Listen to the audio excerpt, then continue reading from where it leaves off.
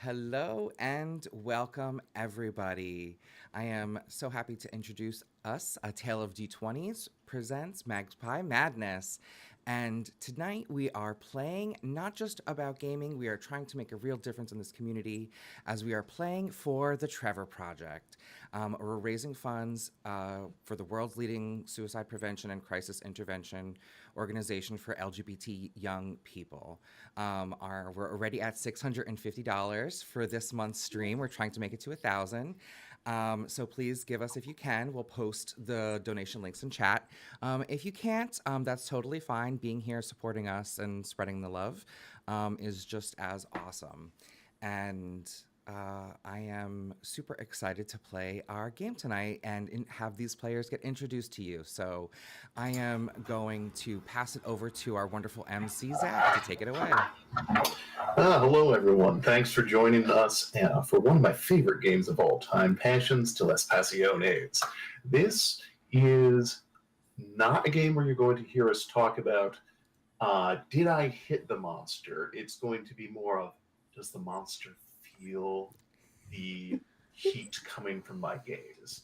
We hope that you're ready for a really fun time next week. Because this week we're going to be working together to build the world, the characters, and pick out what the mechanical underlines of our stuff. So me, I am mostly someone that goes into hibernation and comes out once a year to run games for this wonderful event. But I am currently working on a podcast, Atlas Hugged. It's to support young men gaining skills for their own success, fulfillment, and betterment. So when we've got everything finished and out of the can, we hope to see you there. Passing it over to Travis. Thank you so much. I am Travis, otherwise known as Zendaric, and I am one of the founders of A Tale of D20s, and it's always a pleasure. You can find me also on my socials at OMG It's Travi on Instagram.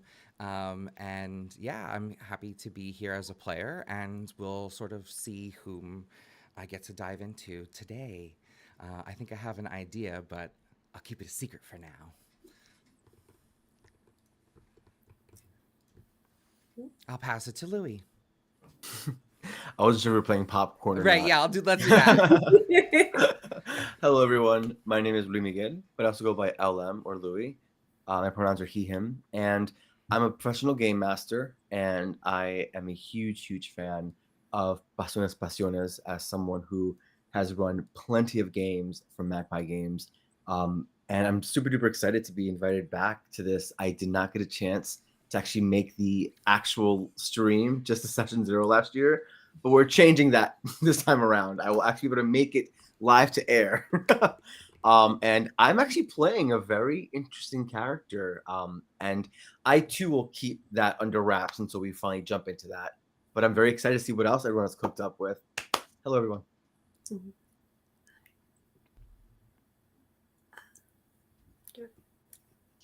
Is it just whoever wants to go? I'm gonna go. I'm gonna jump in. I'm sorry. I passed it off to Marie. I was looking at the order on the stream, so I didn't want to cut it in front. Sorry. Let's do it. Let's freaking go. So I'm Marie or Divergent_Dryad on all of the interwebs places. When I'm not with A Tale of D20s, which is pretty often because they're buddies of mine and I record with them as often as possible. But when I'm not doing that, I am also a community founder and manager of Misfit Manor, which is my own TTRPG server focused on inclusivity and accessibility in tabletop role-playing games. And I'm also the community manager for Effin' Funny Productions, their community server as well. So come play games with us. Yay. Oh, they. Ray. Hi, Ray. Raven on most socials. And I don't have any other exciting things to really pitch at this point. I'm really excited and delighted to have been invited back to this stream. I was here last year. And Marie, you're going to really enjoy playing LaDanya, by the way. That's who I played last year. Absolute blast. and that's me. Awesome. She, her is fine. Hmm. I am sorry, sorry, fam. I forgot the labels. I'll add them in for next time. So I'll say I'm he, him, and yeah, I'm super excited. So Zach, let's jump in. To our session 0. Fabulous. So I have the Passions to las Pasiones book here. I find it very useful for running through what it needs to happen on the session 0. There's a lot to this game that makes it all sing. It's mostly intuitive, but it's nice to have a good guide, and this book is a great guide. If you've never done a storytelling game before, this will help you so much. And we have custom dice from Magpie Games as well. So I know it's pretty fabulous. All right. So first up, this game, as I said, is not quite the same content as what you might be expecting from other streamed RPGs. Instead, we are going to be focusing on emotions. There's going to be strong adult language. There's going to be lots of big feelings. We're going to be going over our lines and veils in particular so that we can tune that to exactly the shade of raunchy that we want tonight. So that is where we are going to start. If everyone can go to the Lines and Veils tab on the Character Keeper, please. I have already filled in some of mine. A line is something that absolutely will not appear in our game or in our world. It might as well not exist. A veil is something where, for the classic example, the bard says something smooth to the barmaid. The GM's like, okay, yeah. Yeah, she grabs you by the shirt, pulls you into the kitchen, and we see a puff of flour just go up, and we're going to cut there. That's a veil on sexual content. Everyone knows what happens. No one's interested in being awkward about it with their friends. If you are different and you want to play it out, just make sure to negotiate it with your friends first. But we probably won't be doing that here. And then I also have an asked first, which is like a little weaker than a veil, and an interested. I actively want to explore this material. I will say if someone has a line or a veil, that will override an interested in for me. So everyone take a minute, go through the lines and veils and click them. GMs, this allows my players to be anonymous about who put down what. I can't see who chose these. I just see the checkboxes appear. So if you've got shyer players, this is a really good way to let your more quiet people speak up. Oh, and folks, you'll also see on the right, there is a romance box. Because we are playing a telenovela here, please go ahead and check yes, ask first, or no when it comes to romance with PCs and NPCs.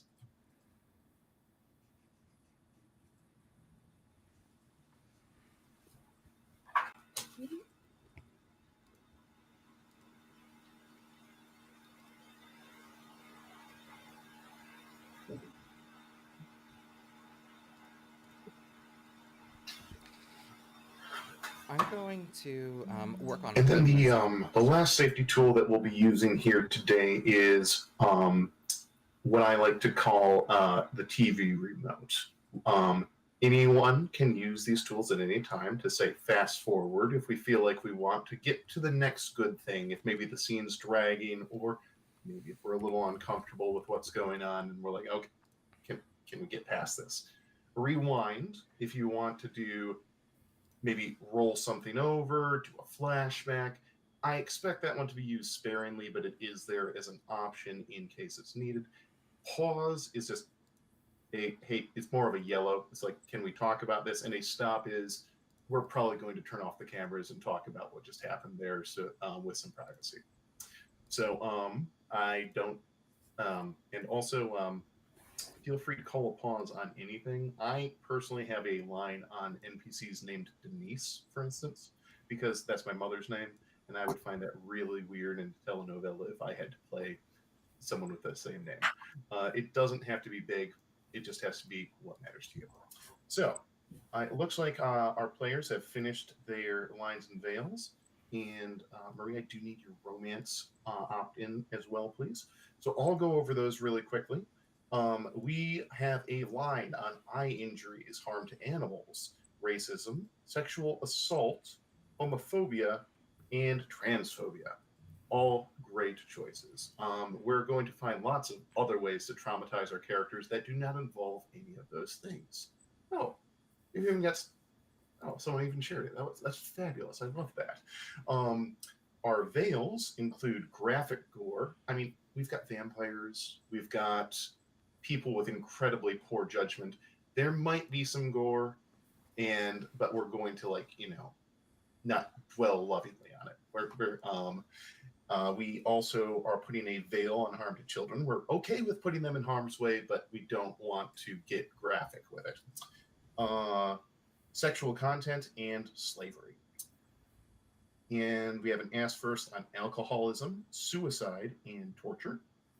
And then we are actively interested in pursuing the problematic issues of bullying, classism, drug abuse, hospital scenes, and seducing someone while disguised as someone else.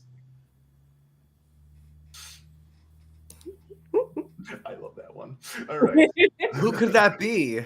I- Oh no, I have no idea who could have put that one down. Well, I guess we're gonna find out here. So, if this is a living document, by the way, if anyone ever has, oh, thank you, Marie, appreciate that clarification. If anyone ever has something that they realize they need to upgrade a veil to a line, or just something entirely new comes up, someone's like, "Oh God, I didn't know there were going to be scorpions. Can we not do scorpions? Could it be rats instead?" Then we'll add that to our lines and veils. Living documents. Does anyone have any questions about our safety tools? All right. Then we are going to move into character creation. Now, my players have already selected the playbooks that they're going to make, but everything else is going to be happening live. So here's what we're going to do. I'm going to give you a little rundown of what the world is so that you can make characters that will fit well within it. If you've played Blades in the Dark, this is the city of Duskfall. It's a haunted industrial city. It is protected from the ghosts of the dead who can no longer pass into the afterlife since the gates of death itself were broken 1,001 years ago. And we, in the city of Duskfall, can only exist because of the lightning barriers that were erected at the order of the Emperor himself, the immortal ruler of our nation, who's very far away and may or may not be relevant to this story.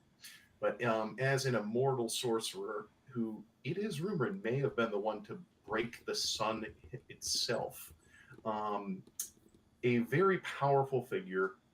And Duskfall is a city of eternal night and twilight. The sun itself is a mere ember. Mushrooms are the food of the day. But even in this, the people are still people. There are scoundrels who are conducting daring raids. There are, and whether to steal riches or hearts.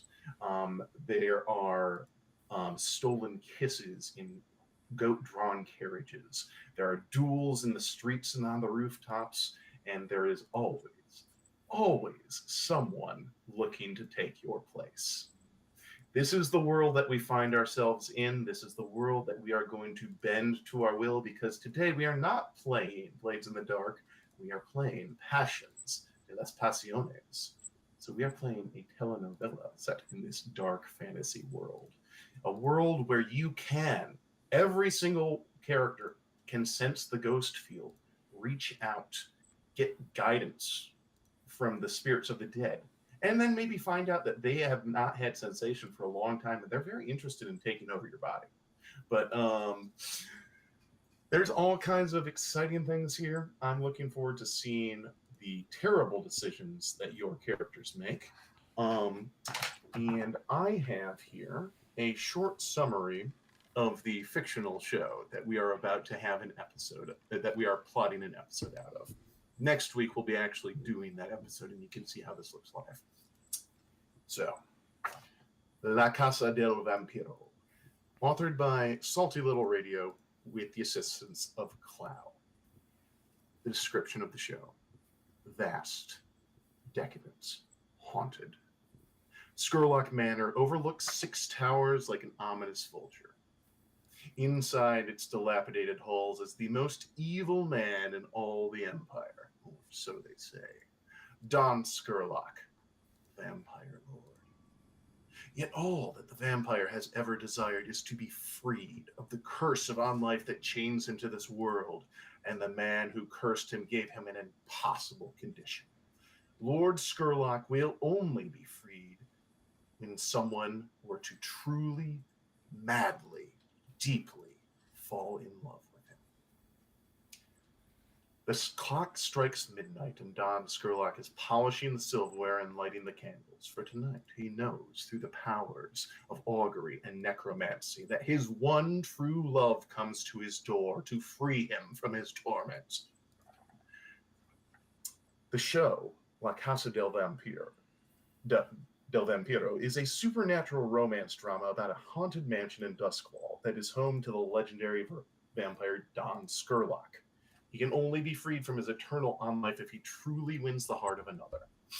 Each episode features a new character who enters the castle and becomes trapped in the charming, evil vampire's amorous games. But inevitably, they escape through some cunning trick or act of mercy. In this grand finale of the series, the audience has voted for their favorite heroes and heroines to return to the Don's Mansion once more. And this time, the vampire will find his one love and his eternal rest. So, the pitch: return to the place where your heart first began to beat. Your body set ablaze. Your mind finally came alive as Lord Scurlock has thrown open the doors, and his heart in one final bid to break free. The most gracious and beautiful host is the Don, but others among the crowd seek to take his power and heart for their own. Will you win the vampire's heart, or will you be trapped in the manor forever? We're going to play to find out.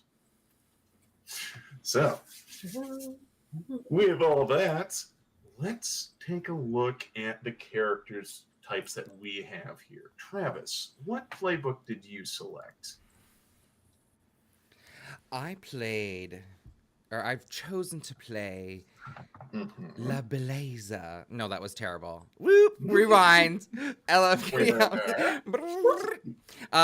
La Travis, Belleza. what playbook have you chosen to use this time? La Belleza. No, I don't know how to say it. Belleza. Belleza. Belleza. The Yes. beauty. Hold on, let me. Yes. Beautiful. Fabulous. I cannot wait to see what you choose for your character here. Do you have an idea of where they might be? We had some suggestions. Do not feel like you have to choose any of those. Those are just ideas to get the juices flowing.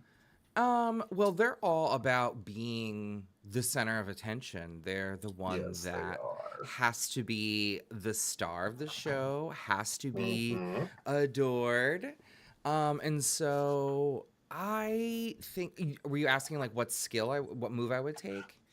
Oh, I would love to hear that. If Um, you have an idea of your character as well, maybe mask, femme, young, old, a little of a description, So- that's great. oh, But if that fabulous. comes to you in time, that's also fine. Yeah, so I think that I was going to lean Mhm. a little bit more on the like androgynous side, Mhm. where I have a little bit of Femi, but he's a male character, so he's like a male beauty. I think it might be a male. He's probably, I feel like, but playing a bisexual male makes sense for this one. So he's into both men and female. He's enjoys both at the party, and I think he would be. I think this role is best filled young. So Yes. I'm gonna say late 20s or mid to late 20s. And Ooh. I Now think I'm curious. Are you a high society, or are you just beautiful and working your way up? I usually lean into high society because it's so easy, but I feel and I feel like that's also has where my creative juice is. So I kind of want to go there, but I want to say I'm gonna leave that open, depending on how the other characters and sort of this scenario fleshes out. So I want to love leave a that. little wiggle room there, but I'm leaning into sort of this young, and sort of fluid, gorgeous man, who has to be a star, has to be recognized, and if his hair is not Absolutely. complimented, he's gonna flip out. I don't have the details on every single one of these, particularly Usurpadora, as that's another expansion book that I don't have with me at the moment. But for now, I want everyone to make sure that they've chosen one of their playbook moves. That can be taken from the playbook moves tab, and your character type, you have to pick from that playbook's moves. If you don't know what a move is, it is fictional permission to do a thing in a precise way. We're going to be doing a lot of improv here where, like, if you want to just, like, flirt with someone, anyone can do that. But if you want to make an entrance, that's a La Paesa move where if she's ready to make a scene, she can walk into the room, and for every single person that she has been intimate with, she gets a bonus to her roll to make everyone shut the fuck up and pay attention to her. Or him in this case. So Marie, what a great choice here. Okay, Marie, why don't you tell us a little bit about your character? Stealing the show already, girl. Watch out. That's what I do. Watch out. So yeah, I'll definitely have to take all of my ums out for this character because I will be playing La Doña, the matriarch.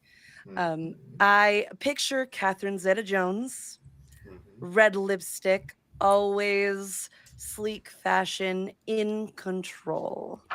Her name is Valencia, and she, her pronouns. Fabulous. That's what I have so far for her. And right now I'm just choosing some of my schemes. Yes. And then for La Doña, her key question, the one that you will be asking every time that you roll the dice. Are you keeping your hands clean? Wonderful. This is a powerful character, one who pulls the strings, one who is easily offended, who stands on their rights. You may believe that you are the equal of Don Scurlock. You may not, but you have perhaps the best claim of anyone here. Ooh. Of course, there's that shameless hussy who's, just throwing himself at the Don. Maybe competition. It shouldn't be a problem. Of course, what is your question that we will be hearing over and over? Your Travis. Did I mute myself? Oh, I muted myself. My question is, are you the center of attention? You better believe it, baby. You can already see the push and pull developing here between someone who wants to step back and keep their hands clean so they can better exercise power, and someone who wants to be the center of attention and seize it by the throat. So each approach will be useful. It's just a question of how well they can make it work for themselves. Ray, why don't you tell us about your playbook? I am going to play La Empleada this time around. And I don't quite have exactly. I mean, I think like Travis said, you kind of we're kind of building this. It's sort of a back Hmm. and forth, like, oh, you're doing this. Well, I think it'd be really fun and exciting story wise if I add this element Hmm. to the line with my character.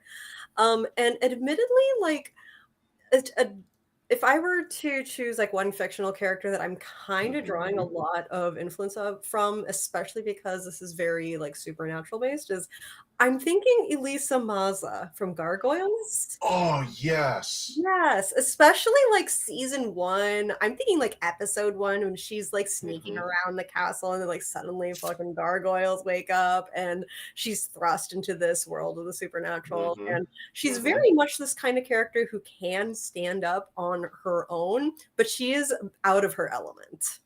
And I'm so almost hearing that you are not an employee of Don Scurlock. You're an employee of someone else who's way in over their head. that is a fun aspect I have not thought of necessarily who she was employed by, but I do like that and I would like to keep that door open.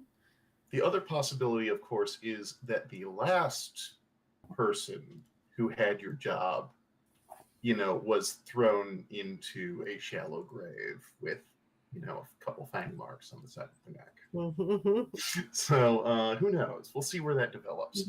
What is your playbook question? My playbook question or my playbook move? Sorry. Oh, I'm go- sorry. No, I misunderstood. Let's go back up. My moves, my question. I'm sorry, did I grab the wrong? Oh, it's all am good. I in over my head? And already getting into character. Yeah. Fabulous. And the your character archetype is very much the like, oh, oh no, all of this scheming is too much for my pure heart. Yes. But you also begin the story with two people actively trying to court you. Mm-hmm. Oh, that is a Usually, very pretty choice, Travis. Oh my mhm. goodness. Not only that, anytime that you want, you can share intimacy or feeling with one of those two people and immediately switch who your love is. You are a dramatic character and with a huge amount of narrative power and little to no social power. So I'm looking forward to seeing how you make this work. Mhm. Ideally, these people are player characters to Yeah. complicate things. Given the theme, I'm going to say that if you want to throw Don Scurlock in as someone who is actively courting you, you may do so. I was thinking it would kind of go with the underlying monster fucker archetype, but I should Uh-huh. pick another one. Incredible. Oh, and also, perhaps my favorite line in this game, but there are so many. Anytime that you insult, break up with, or are disappointed by one of your two suitors, you may immediately break the ties with them and choose someone else to take their place. Ah, so messy. I love it. Gonna make a Mm-hmm. scene, but I'm gonna make a scene, and it's not going to be my fault. It's going to be everybody else's fault every Of time. course. Oh, you can be so toxic with this playbook. So, I mean, with any of these playbooks, but this You can just invites a drop lot it of at you can be shenanigans. so toxic and honest. And what was the move that you chose for Oh, your employee? the move I chose was was it keys to the castle? I gotta scroll. Mm-hmm. Sorry. Keys to Yeah, the so castle. keys to the castle. I remember that one being particularly strong the last time I played this, and it's in line with my inspo character. Do you work here? Are you dressed to blend in? When you reveal that you've been secretly listening the whole I time. love this move. I It's love this so move. good. Yes. I'm totally supposed to be here. Mm-hmm. I have no idea who you're talking about putting that mysterious liquid in that tiny vial into somebody's wine glass. I would invite you to consider a couple possible organizations you might be affiliated with. The Blue Coats, who are the largely corrupt police force. You might be one of the Gray Cloaks, who are basically internal affairs for the Blue Cloaks. The Spirit Wardens. There's another one roaming around here. They're the ones that chase down ghosts and people that are doing inadvisable things. In this universe, when anyone dies, a bell rings in the Spirit Warden's headquarters, and a three-eyed crow flies out to find your ghost, to guide the Spirit Wardens to hunt down your ghost before it can begin murdering people. Killing people is not generally a good idea because it brings down basically the FBI on you. So, all right. And then lastly, Louis, what have you got for us? Thank you so much. We can hear you. Oh, you can? Oh, beautiful. Thank you so much for finding me enough time to actually find this playbook online. I posted it in the chat, but I'll be playing the playbook of La Usurpadora, which is basically someone who kind of steps in and takes over someone else's life. So, yeah, I think it was me who chose to be the one to decide to be romantic or get affectionate with someone while under disguise. So while just being able to finally look up this playbook, I believe that I guess I need a little bit of clarification. Yes. Is everyone playing the same characters as last year or new? No. This is a completely different universe, completely different world. Apologies. No, you're so good. You're so good. So one of the big things about your playbook is that someone has left and you have assumed their identity, whether willingly or otherwise. And with the conceit that this is a greatest hits, all of the former queens coming back to stake their claim on their man, you may have literally cocked someone over the head, assumed their identity, and be like, no, I'm going to go bag me a vampire. I mean, is that exactly what happened? Or did that same person feel like they needed a scapegoat and they found me and they clonked me over the head and I woke up and now I'm in this life? No, I'm kidding. I totally clonked the bitch on the head. That was me. I'm sorry. I lied. Yeah. So who did I clonk over the head? PCs that you may be interested in. And if you want to be like, thank you. That's very Baccaros Prime, basically. Like if you go over to the NPCs tab, this is actually a good opportunity. I think that before you should know the other players in the story. So Don Scurlock himself. One of the fun things about this game is that you can gain control of NPCs by taking their hook action. So, Don Scurlock, his role is he's the main star of the show, a hero trapped in his own mansion and eternally seeking love in a toxic way. Or just Don Scurlock from his favorite,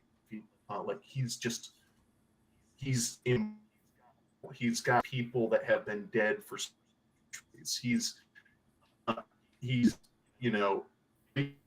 escape, or that if he does, what's going to happen to him? Like, the man has problems.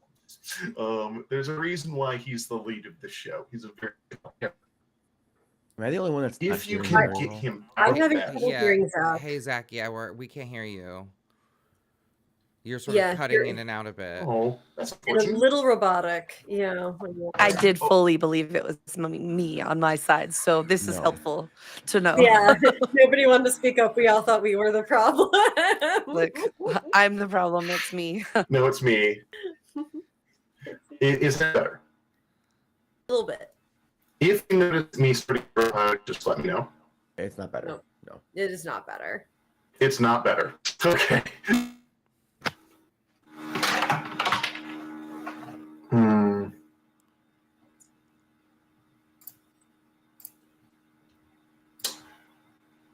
I apologize in advance. You are going to have to listen to the buzzing of my fan chugging at and trying to deal with my stupid ancient laptop. We can hear you better now, though. Yeah. Yes. We can hear you better now, though. Got an echo though. Oh. Yes. Uh-oh. Okay. Good. Okay, Here, good. To avoid echo, I'm going-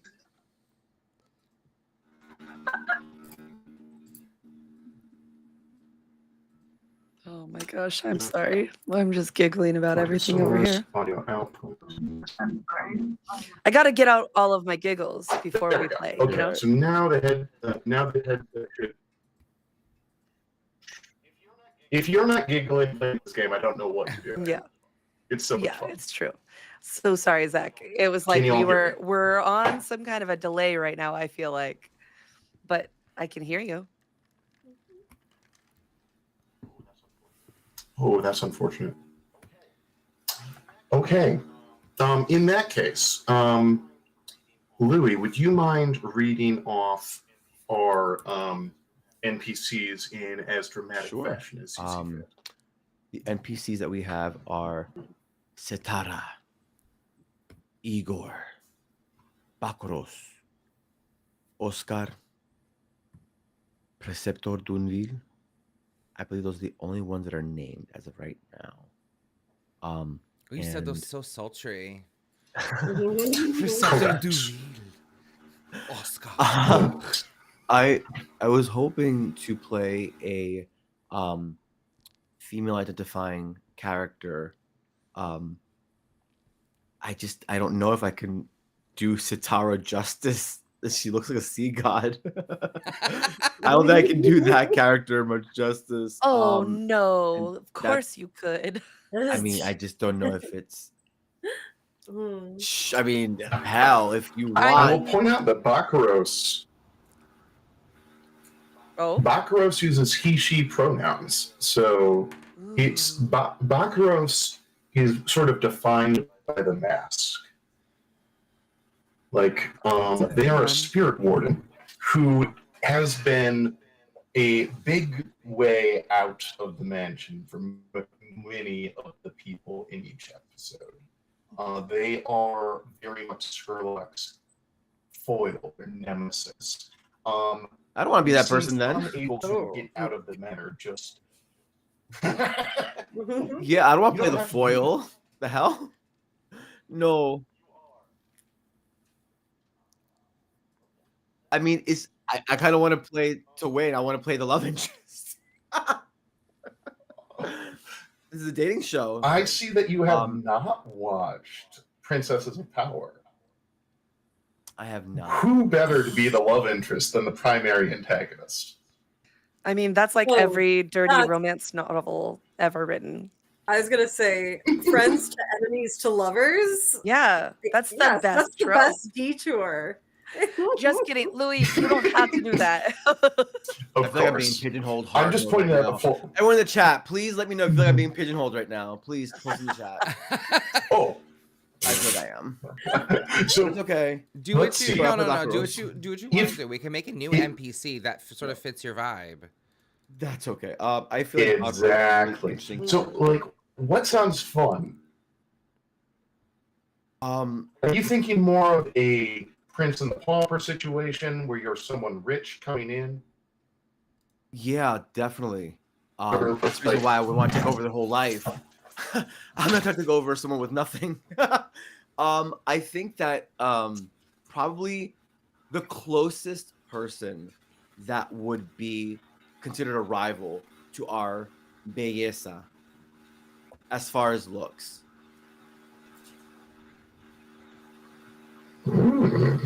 I would like to play Okay. someone maybe Okay. that the belleza has probably had to contend with as someone that has. Of course, it's not me. That's who I'm stepping into the life of.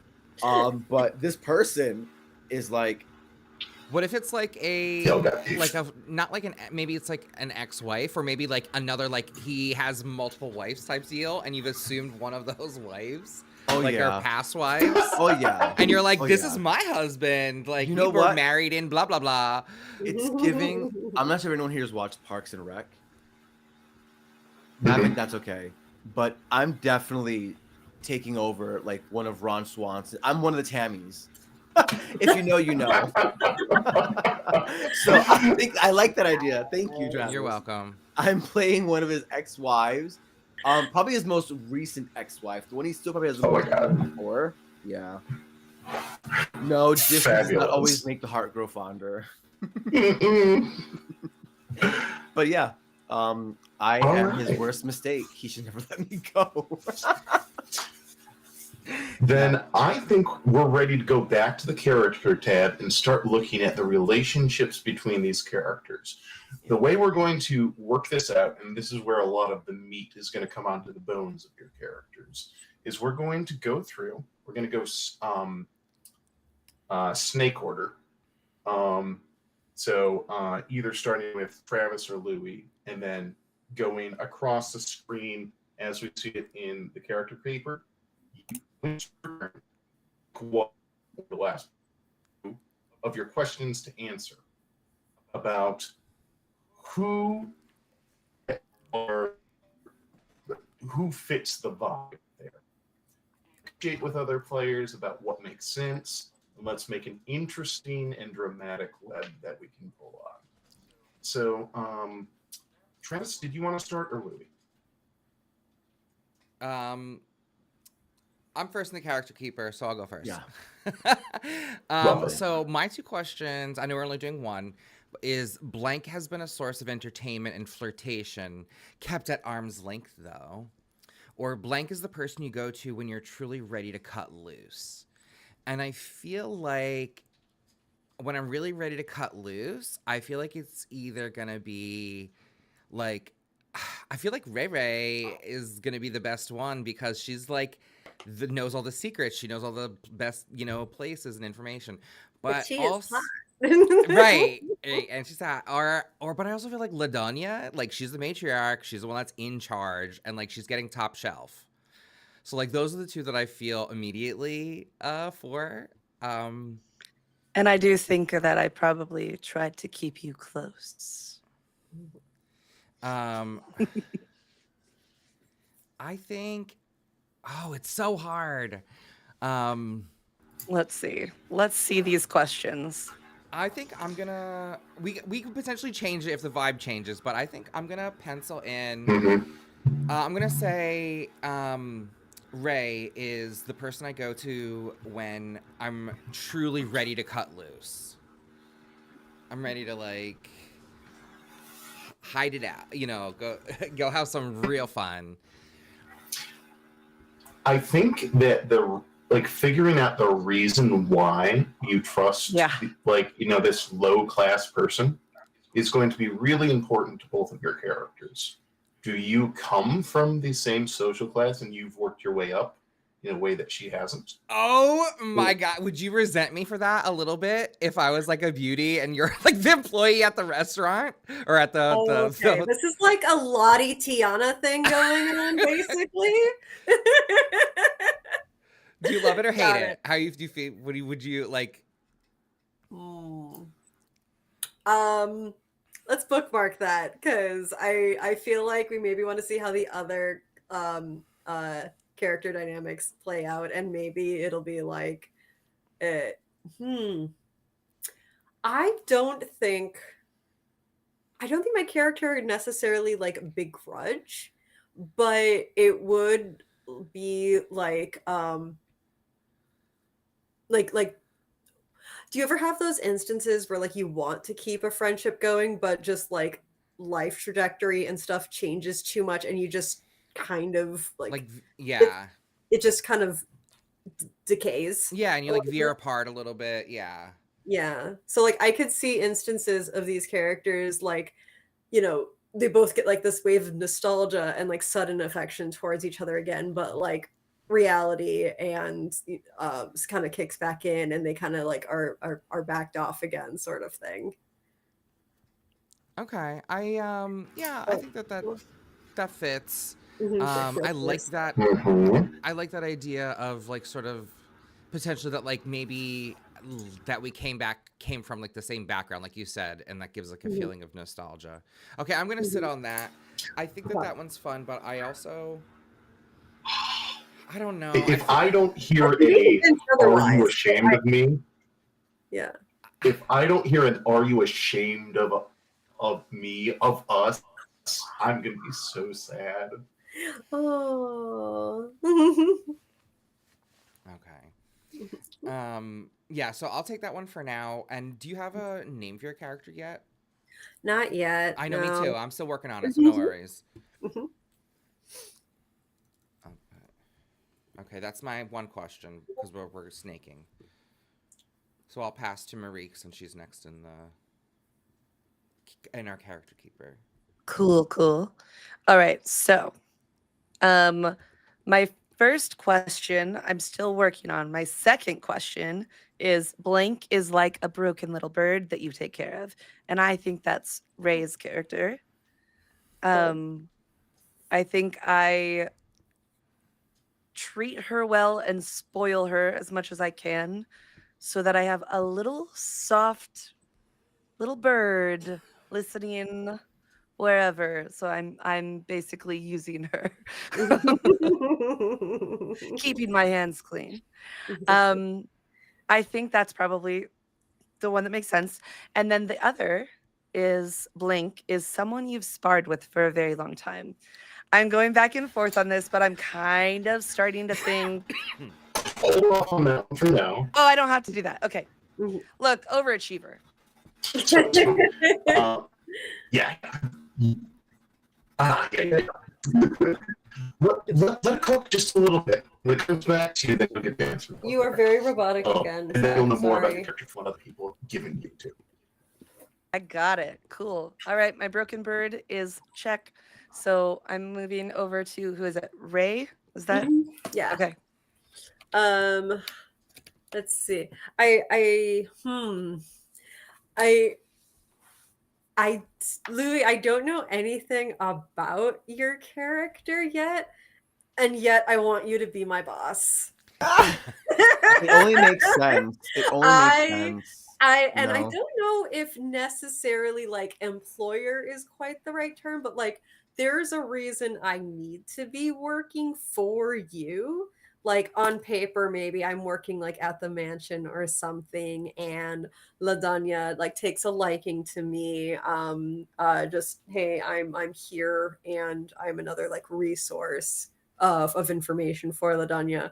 But and so I like how we already have it set up, if it would kind of look like I'd be like LaDanya would be my employer, and the first person who's nice to me despite my humble beginnings actually would not end up being Travis's character, because we were both humble, is kind of the go-to so far. But I like the idea of I'm here, not directly for working for the manor, that I'm actually working for somebody else. And Louis, you should tell us a little bit about that character. Yeah. I also did not. I forgot to mention that um, my character actually doesn't come with any playbook moves because their whole shtick is the sins of the name. Um, when you are gifted the life and identity of someone far more wealthy and powerful than you didn't realize that you take on their past along with their present. Now you look upon the wrongs they have done and try to fix them. My benefactor would, I believe that would be um, the individual I took over. She is going to be a woman that I just look ridiculously like. I'm basically like a body double of hers. But this woman, she was the lovely what's this lovely NPC's name? The one we're all after, Don Scurlock's ex-wife, but she was also very mean and vindictive. She was as mean as she is beautiful. So that just goes to tell you how much of a terror she is. She, of course, is. I'm playing the skin of the lovely Ana de Armas. So, yeah, that's who his ex-wife used to be. And she actually, the reason for this gift is because she's actually committing villainy elsewhere. So she wants me to stay here and win back her ex-husband's heart so she can fully reclaim all that wealth while she's off gallivanting, causing more heartbreak and havoc elsewhere. So all three of your characters are someone that she has. The people your benefactor harmed resent you, and you aren't quiet about it.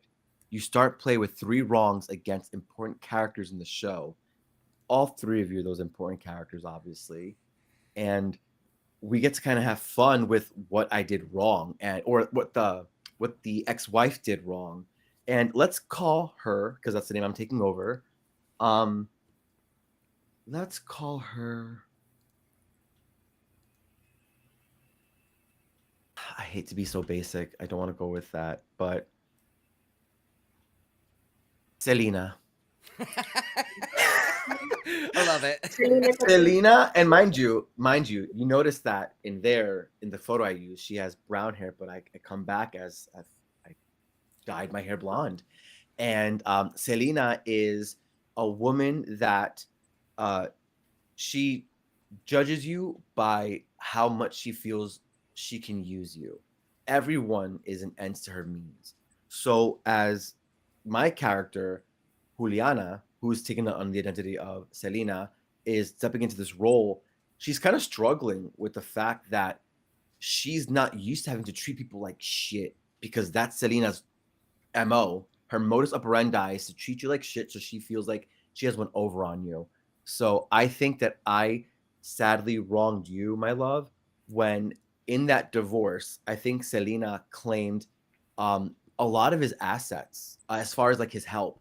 And now technically in the court order, you are now been given to Selena. So you're kind of like her little assistant, her personal assistant. Yeah. You're a gopher. She saw that you were getting a little too close to her man. So she's like, no, I want to make her pay. So yeah, Give her that's to wrong. me. Okay. So She's mine. okay. Yes. So I would be operating on the idea. I did not know about this switcheroo, but suddenly you're being like weirdly less mean to me. Yes. all of a And sudden? I find myself being like nice, and then out of nowhere being mean. You're like, what the fuck? Yeah, it's like you Yeah, have these whiplash. like these breaks in character where like, Yes. okay, yeah, she's Yes, being a bitch. yes. This is just how this goes. I'm employed by the manor to work for you. Yep. But like, wait, hold on. You didn't just like spill your drink because it was 5 degrees cooler than it was supposed to be or something like that. Yeah. I love that. Good. Yes. You're too This smart. latte is cold. This latte is too cold. Instead of throwing at you, I just pass it to you. I'm like, sorry. I was told this was supposed to be with 2%, not whole milk. You're right. Oh, I love that. I love This that is so great. I'm excited for this. much. Yeah, and because I don't get any playbook moves, I guess my whole thing is I get to kind of have fun revealing the kind of horrible shit she did to all your characters. Yeah, that's what she did to our poor empleada. And I think that it's gonna be for our very beautiful Doña. I think it was the fact we have been, I mean, Selena has sparred with you for so long. Would Yeah. you mind kind of collaborating with me? What was the nail in the coffin? What was the last spar that you felt she went too far? Ooh, I love it. Yeah, because I was already leaning towards your character, and then you sold it with the description. So Selena definitely is and obviously I don't know about the switcheroo, Nope. but I'm still like this bitch. Like, Yes. So I think you're the only one, Selena, not you, Of course. was the only one that could kind of match me with how vicious I was. Ah, But fuck. I always would have to keep my hands clean. And because she was willing to get her hands dirty, she would have kind of the leg up, so to speak. Although Uh-oh. sometimes. And this is ex-wife, right? Yeah, the most recent one. The most recent ex-wife. I have to make sure I add that. To the Sorry. Don that we're all trying to like hook up with, right? Yes. Trying to fall in love with. Okay. Yes. So I Both. think like you're the ex. I think you kind of pulled the rug out from under me right before I thought I was gonna be the next Dawn's wife. Like I thought it was gonna be me. And I thought I had all of the cards. Yes. And then Yes. you were holding secrets. And ended up taking all of the belongings, and I had to like cool my jets for a while because you can't pounce right after that happens. No. So I think that's what happened. I fucking love it. Can I add one little caveat to that? Yeah. All that happened, but I was the only one that he forgot to sign the prenup with, and that's what really sticks it in there. I thought they would get the freaking empleada. Hello. I went for the Hitler. I love it. And it does upset me too, because I'm like, she was supposed to be my little bird. Oh yes, my bird. Yes. Yes. Love it. That was And now beautiful. I just think that you're doing a new like game. Like Yep. you're acting all nice. And I'm Yep. like, what's your game now? What is this? Well, what play is this? I think because I'm yes, personally sometimes I am nice, but I have to keep reminding myself I have to be in character. So Right. you're probably like from your perspective, like, oh, you're trying some new eat, pray, love type shit. It's not Right. It's giving fake, and it's giving scheme. Yes. And You're like, I I'll think it's back. all a scheme. Yeah. Yeah. I love that. Yep. I love it So- too. And then for your character, Travis, oh my God, you're the beauty. You're the belleza. So I could only imagine the kind of shit Serena put you through.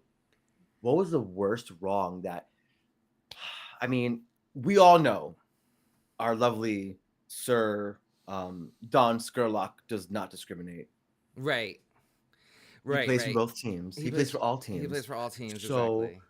Okay, so How the fuck did I wrong you, boo? So I'm gonna sort of jump over to my other question because I feel like I was gonna pick you for my other question that ties with this.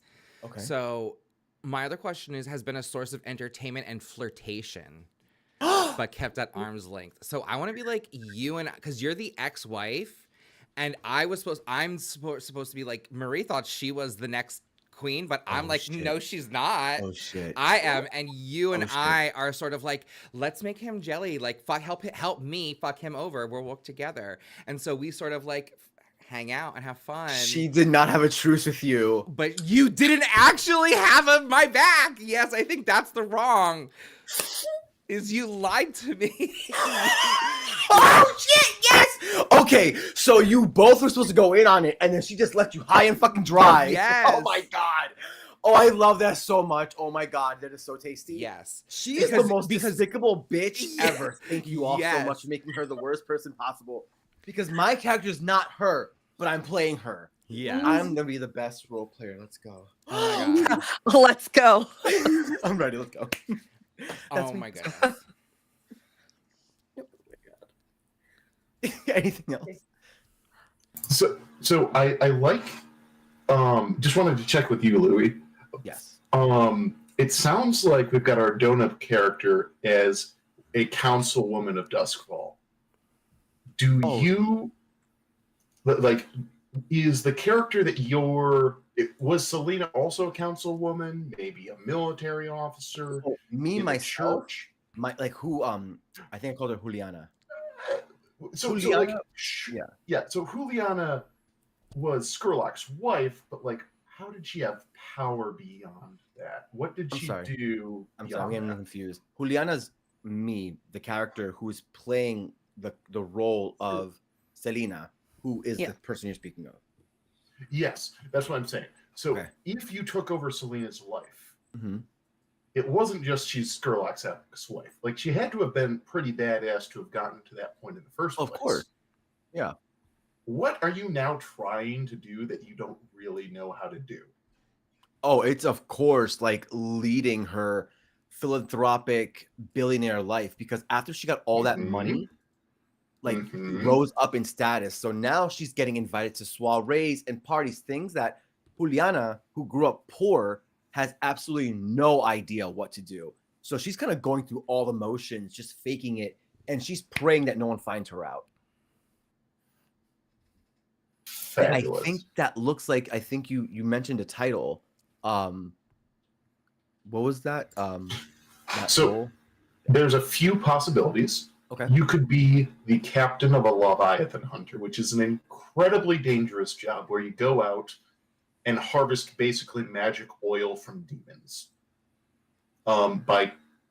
You have to harvest their blood and bits in order to power the lightning barriers that keep the city alive. Okay. It's one of the most prestigious, powerful roles in the city because you own the ship that everyone else goes out on and, dies horribly in the process to save the city. Oh, you own the ship, but you don't have to be on it? I mean, if I can I just have to own it, then yes, reevaluate. that's the one I want. But on it, what's the other job titles you got for me? That was where I went to. Oh my I was like, God. "Woo." Right? I was like, council? What? Council, yes, council person. I don't have a good title, but you could be high up in the Church of the Ecstasy of the Flesh. It's a yes, that one. It's very much High like Priestess, Church of the Flesh. Yes, High Priestess of the Church of the Ecstasy of the Flesh. And what is a vampire if not a spirit that must be cleansed? Exactly. This is the ultimate way to prove that your religion is correct. If you can get a vampire to not leave a ghost, that would prove everything. Good point. And then you could also just be another councilwoman. Like you've made your way up, like Selena had made her way up to the Council of Duskfall. Yeah. Hell yeah. I love it. That sounds great. So go ahead and like lock into one of those just so that then other people can decide. Of course. It'll put some juice on how you've screwed other people over when they know what position that was coming from. So just real quick, High Priestess of the Flesh is separate from being a councilwoman of Duskfall? You could absolutely be the High Priestess is probably on the council. That's what I was thinking. I think that's what that is, because she is the High Priestess of the Flesh, of the Church of the Flesh. She's a councilwoman member of she's a council member of Duskfall. Fabulous. And because this is the state religion, Juliana probably knows at least some of what she's supposed to do. But she definitely doesn't know High Priestess shit. Not to this echelon, to this upper echelon. Hell no. No. You're asking literally someone who's likened to being a sales floor associate to take on a C-suite role. 100%. Yes, you get it. Yeah. I can play. I can play to type. Not only that, you probably have the ability to make like declarations when it comes to like the way that the religion is being implemented in this particular city. Oh, that's scary amounts of power. I know. Have fun. She's not ready for this. Thank you.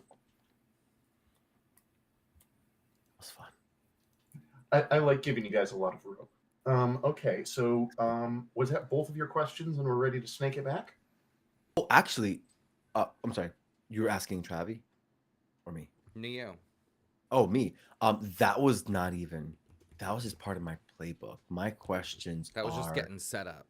That was just set up that I forgot to mention earlier. I apologize. my relationships are blank was romantically involved with your benefactor.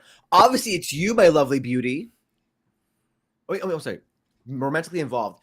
I know you mentioned we were both trying to screw over. I'm sorry, we were both trying to get together to screw over.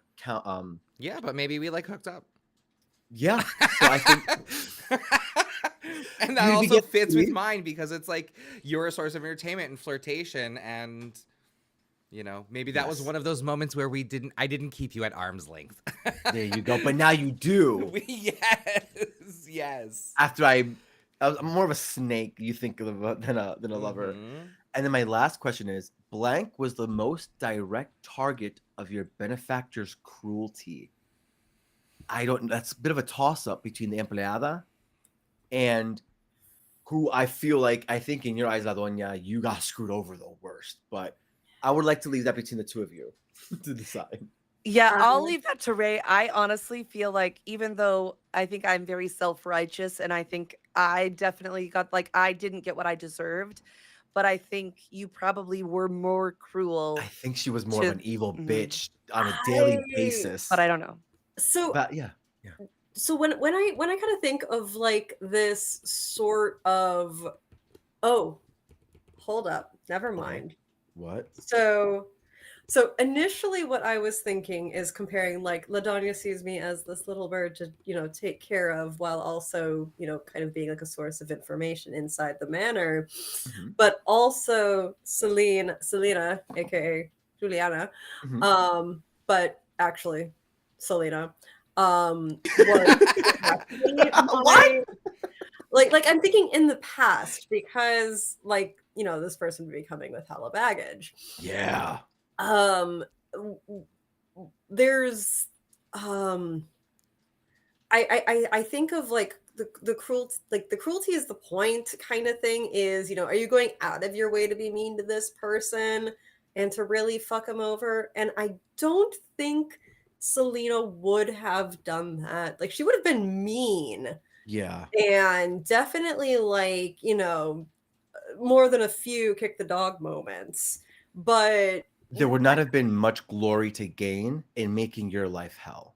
Yeah, versus like there's more to lose for La Doña than there is. Yes. That's a phenomenon. Thank you for putting that into perspective for me. Totally works. I appreciate that. Yeah. Because Selena would have definitely been like, yeah, she'll be a bitch to the help. But she's like, nah, that's an aperitif. I need a main course to fuck over. So La Doña, honestly, I think that's Yep. Yeah. Hating the help is below Selena. Exactly. That's just background noise. That's just like every day. You're just scenery, honey. You're just scenery. It kind of happens. Oh no. But La Doña, that one, that's juicy. That's takes a little plot. That takes a little effort. That takes a little choreography. She needs choreography. That's a good one. Y'all, I'm gonna throw something out here. You don't have to do it, but what if Juliana is one of Ray's suitors? Like Juliana actually is like into her, but she's like pushing him away because it's like, no, what the fuck, Selena? Why? You're just gonna use me and throw me to the side. I like that spicy choice. Oh. You trying to be nice is genuinely like, oh, I like this person is so nice and so helpful and so genuine. I really do like them, but I've got to be a bitch to them, and sometimes I slip up. Yeah, no, totally. I love that. Oh, okay, but like the flip side of that would be like, because I can have like two suitors. Is there oh wait, yeah, no. Yeah, because I'm trying to think of the way like declarations of love work here. When you share intimacy or feelings with the other suitor, you swap who your love interest is. Do you have anything for declaring love interest? I'm not. Me? Yeah, does the Usurpadora playbook have? Oh God! No! What? You could throw money at it. Yes. Yes. I mean, Yes. that is what that that's bitch right. would do. But yeah, and then I'm Oh. just thinking, it's like, I was like, am I just a bribe to you? But like, that's all you have. Your only power in that regard is the money. El And you're like diablo. trying to be nice the only way you can, given the person you're stepping in for. Because you can't actually be nice to me. Okay. Oh boy. I love that we basically recreated the Enigma problem from World War II of you have all this information, but if you act on it, then they know you have it and that something's wrong. It's so tense. Would it be? Okay, Would I it love make, it. Okay, I was gonna say if it doesn't feel like it makes sense, I could switch mine, because then it would to Ladonia, and then you could choose that one for me as Humble Beginnings, and then if you want to sort of switch that dynamic, if you feel like that makes more sense. Oh, the flirtation. Oh, wait, the Because you're doing. Wait, for the which one? Sorry. I thought you were talking about the second one. The blank is the first person who was nice to you despite your humble beginnings. Oh, Zach was pitching that for romantically, was it? Oh wait, most direct target of your benefactors will be wait. I was saying. Are you just pitching that out of the blue? No, you have two suitors. I was pitching them as one of your two suitors because it fit well with what they were saying about how they would be interacting with you anyways. It just adds another layer if they start off as one of your suitors. I could see this sort of working. It's okay if it's too much mental gymnastics. It's okay. No. I like the idea. I think it could be like kind of hot in like a fucked up way sort of thing. I'm just thinking of how it'll actually play out with the game mechanics. But I'm down to give it a shot. Same. All right. Awesome. Okay. So let me go change. Okay. So one suitor is I'm gonna put Juliana, and then come on. Okay, for now, and yeah, there we go. We'll see how that plays out. That's I think that'll be a lot of fun. That'll be really tense. Awesome. All right, Ray. It is. Wait, no. Louis, did you finish both of your questions? Yes, I did. Okay. Make sure to go ahead and just put the names into the sheet there. You got it. Thank you, kindly. And then Ray, who was the first person who was nice to you despite your humble beginnings? Would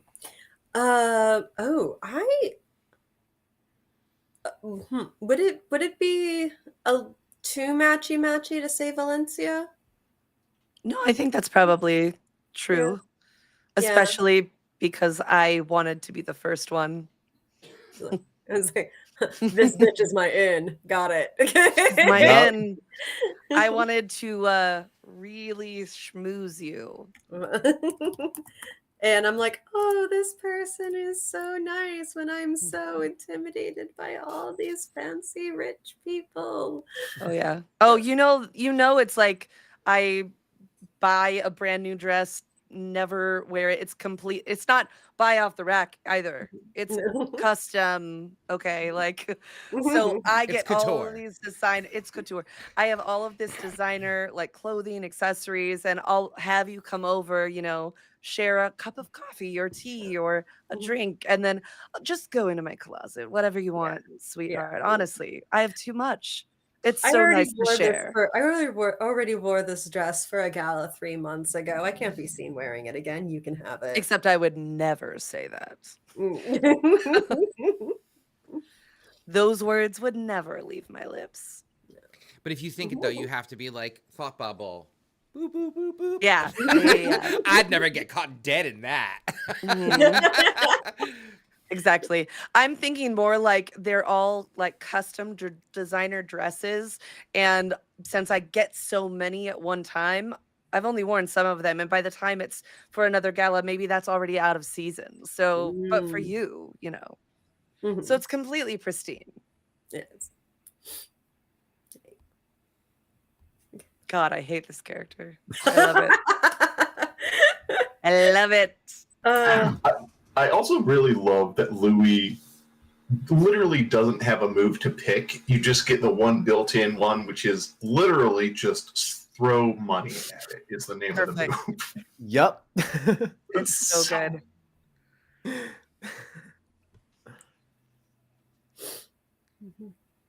Okay, so that's one. So yeah, so Valencia would have been kind to you, despite your humble beginnings. And Louis, just for my own keeping track of what's been going on, would you mind, under where it says sins of the name, putting in the people that you wronged and just a quick summary of how you did? Yeah. Thank you. You got it.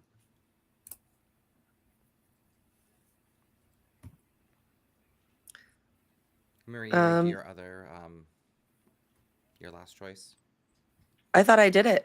Yeah, because I had chosen Selena as the person I've sparred with for a very long time. And then I had already chosen Ray's character as my broken little bird that I take care of. I'm just trying to complete the sequence. So I love it. I I know love we it. You're said good. it.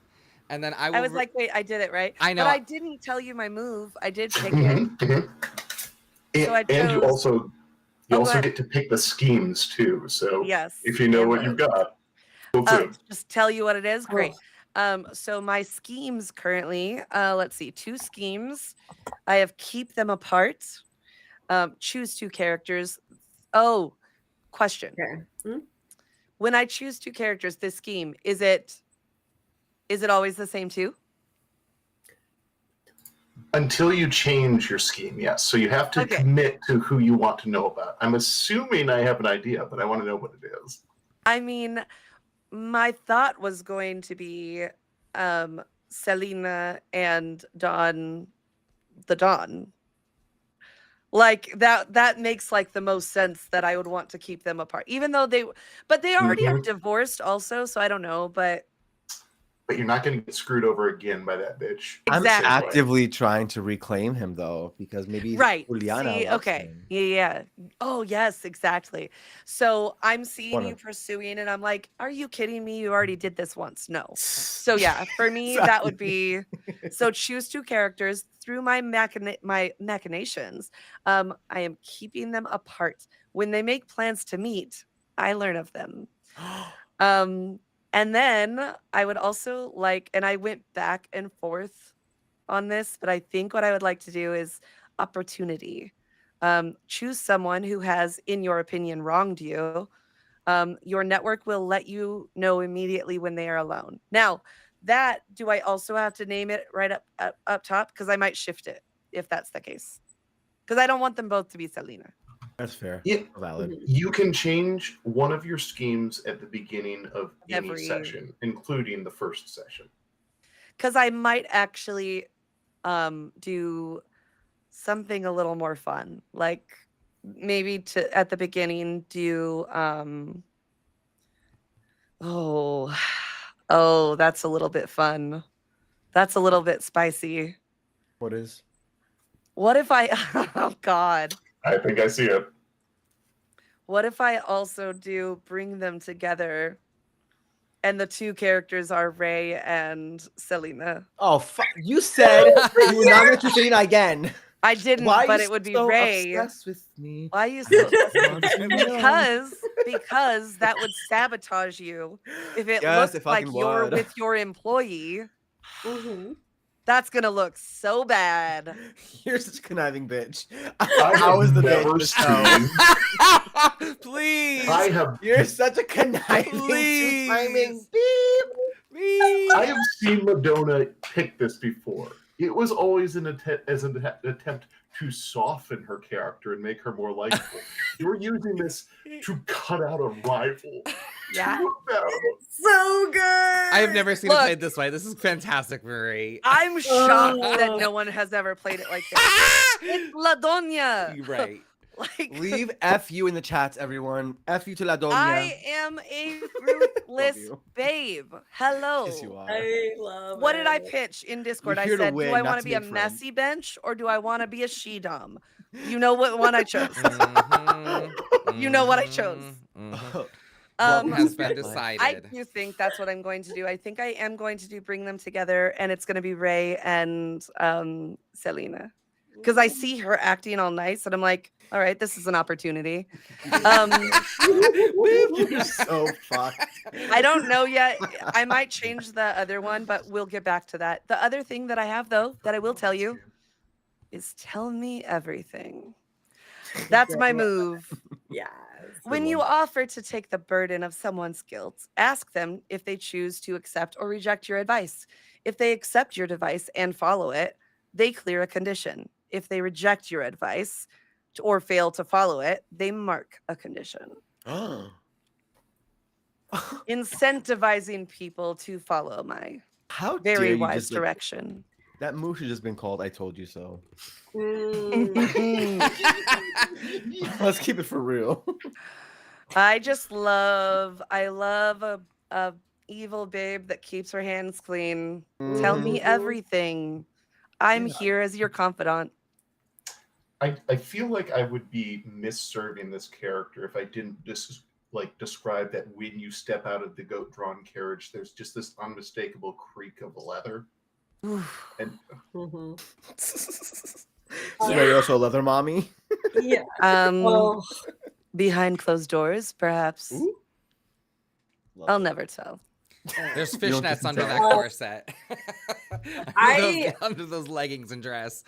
I remember like last year we had I think we ended up having like a scene opener with like an orgy and I was playing LaDonya and what had happened is like she was kind of just like sitting on this sort of like Throne. patent latex throne thing, and when she wanted to go around, it actually unraveled to be 3 people in gimp suits that would carry her on their shoulders. Oh, I remember that was so much What? fun to describe last year. The Oh, it was actual so good. fuck did I miss? Oh, it was great. we played it real horny last year. It was, oh, get ready, guys. Get ready. Let's bring it Oh my back. God.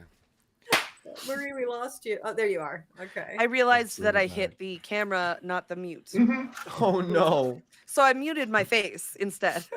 It happens sometimes. Sometimes. So we've got one more character relation question. Mm. I feel like we've got a beautiful stew bubbling already, so we may or may not go over some of the other questions. I do want to pull the Don back into this a little harder. Like I love that he's almost become incidental in your own power struggles. He's just the prize to be won. Let's see where this goes. Yes. So my last question, we sort of discussed it before, which was Selena has been the source of my entertainment and flirtation, but kept at arm's length. So that rounds out my last question. And I have big entrance. So when you enter a room ready to make a scene, roll +1 for each person in the room whom you've been intimate with. And on a hit, anyone has been intimate with is surprised, frightened, or confused, and I can seize control of the room. On a miss, they don't get the reaction, and I have to mark a condition or pour out my heart and blurt out a secret for all to see. Messy. Messy queen. So messy. I'm here for it. You know, I will be making sure that the Don's eyes are on me. And then my other move is up, boy. When you express your love passionately or demand what you deserve by riling someone up while remaining aloof, add the question, are you physically touching them to your list move? So I can You're such a hoe. potentially get to... You're such a fucking hoe. This is just a house full of doms. And one very scared sub. Yes, that's me. No. Wait, who else is a scared No, sub? there's two of you. Juliana's a scared sub playing the role of A dom, yes. Exactly. Yes. Undercover sub. I think I I watch still- that show. I know, right? I would watch that show. Also, I'm We're pretty sub. sure Sophia is a switch. That's just me. I just think so. Oh, I'm naming it. Ooh. for the La right Sophia. one. Empleada. she's a Hmm. service switch. Service switch. Absolutely. Ooh, I like her. Oh. I like her. Oh.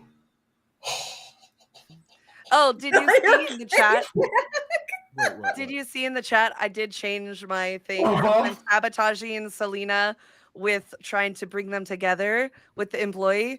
I switched my keep them apart to Ernesto and the Don. There you go. Now you're playing to win, bitch. Let's go. No.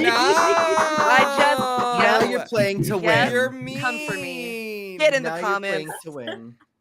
You're so mean. Why would No, I she's really just a am. Valencia. Why would you do that to me? Because I have to She give is. you something to try for.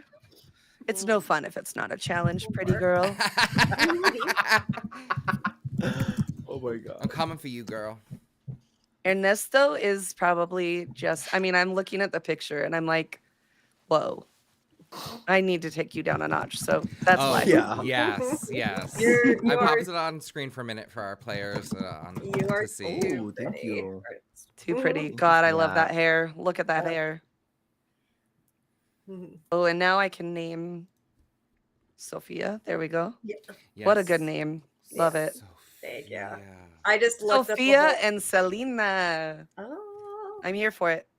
Wait, is that the book talk guy on It Instagram? looks like one of the book talk guys. Oh, really? Oh, I don't know. I literally was just like androgynous male, handsome, long-haired man. So funny. You have good taste. Thank Yeah. you. He's gorgeous. All right, Travis, due to my audio issues, I'm going to ask you to lead us through the role questions on the NPC tab.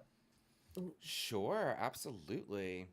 So we have these role questions. We have a few to get through. And the first one is, who is the biggest heartbreaker? Mm. Sophia. And it says, Don No. Scurlock fell madly in love with you and invited to his home, but you spurned him. Oh my. Oh. I think this Oh my feels gosh. this feels best with LM, I think, but Mhm. What? as What? I mean, as Selena, not Juliana. As Selena. I think Selena is the one who spurned him because that's why she's the ex. Yeah. That's why she's the ex now. Yes, that makes sense. Can we Makes say sense. that what token of his devotion do you have with you is his baby? I'm just kidding. Oh my god. I don't like you think that, honey. Well, then you have to play mommy. Sorry, I really had you're to so like good. rip You're so cord good. out of that so fast. Or you can make it weird and be stepmommy to Oscar. Like, Oh god. I don't know. Yeah, that's your choice. Oh my goodness. Let's not involve another poor NPC. We are so messy. Oh my gosh, we're a hot trifling mess. Oh my god, I Um, didn't read that Oscar was his son. Yes, you had him. No, I'm just How kidding. old is Oscar? No, I'm just kidding. Okay, so no. is Oscar your son? Would maybe that would be why How old is Celine Oscar? like? Hmm. I think she's trying to get rid of being a mother and she stuck me with it. Oh my god, yes. How old is Oscar though? 18. I mean, the prodigal Oh, no. son. I Older? mean, can you be a little bit younger? You, Oh, younger? um, Well, he's like an NPC and we're, I don't know. Okay. mhm. I guess it depends on, do we want him to be a target of romantic moves or not? Here's the Yes. thing. Oh wait! No, he's a nephew. He's a nephew. He's a nephew. Prodigal son is a trope. Returns to ensure his uncle finds. Oh, the his love of uncle. life. Yeah. Okay, so then no, Yeah. that's not a thing. Never mind. Oh, Yeah. I misread it. The Um, prodigal son. But, Oh, you know, oops. it can No, be. It's a I telenovela. saw that too. I leaned into it. I'm just saying Although- it's a telenovela. We could discover it's a different relationship later. We don't know. Yes, That is it's true. the Like he's nephew. Yeah. like on paper it's his uncle, Right. but actually Maybe it's his Daddy bio Don. dad. We Oh, don't dear. know. Oh dear. Oh. And maybe Those are the play to find out things, maybe right? that's why Don Scurlock likes him so much, is because he might actually know the Ooh. truth of Oscar's paternity. Maybe. Mm. Look at this. We're just coming up with stuff. But we That's don't know the that. game. Yeah. We don't know that, right? Mm. Yeah. Um, How much are we able to like establish? Those are just like secrets that could come out later, right? We don't know what they would be. Mhm. Okay. I think there is a mechanic about like I'm pretty sure Lampeada has one that's like I basically I was here the whole time, like I was Yes. dropping the whole time, or we can do something with flashbacks. Right. I think saw so. that as well. Mhm. Pretty cool. Okay. Sorry. So, Selena, what was the token of devotion that you still have of you from him? What did he give you in the past when he was in love with you before you scorned him? Besides that big ass fucking ring that I came being fit in my hand, probably, You're like a few cars. no, you're no, Leviathan. Oh no, you're not something- the ship. You're not the ship person. I'm not- Just if you want to go in a different way than material, and Yeah. please feel free to go material if you want to.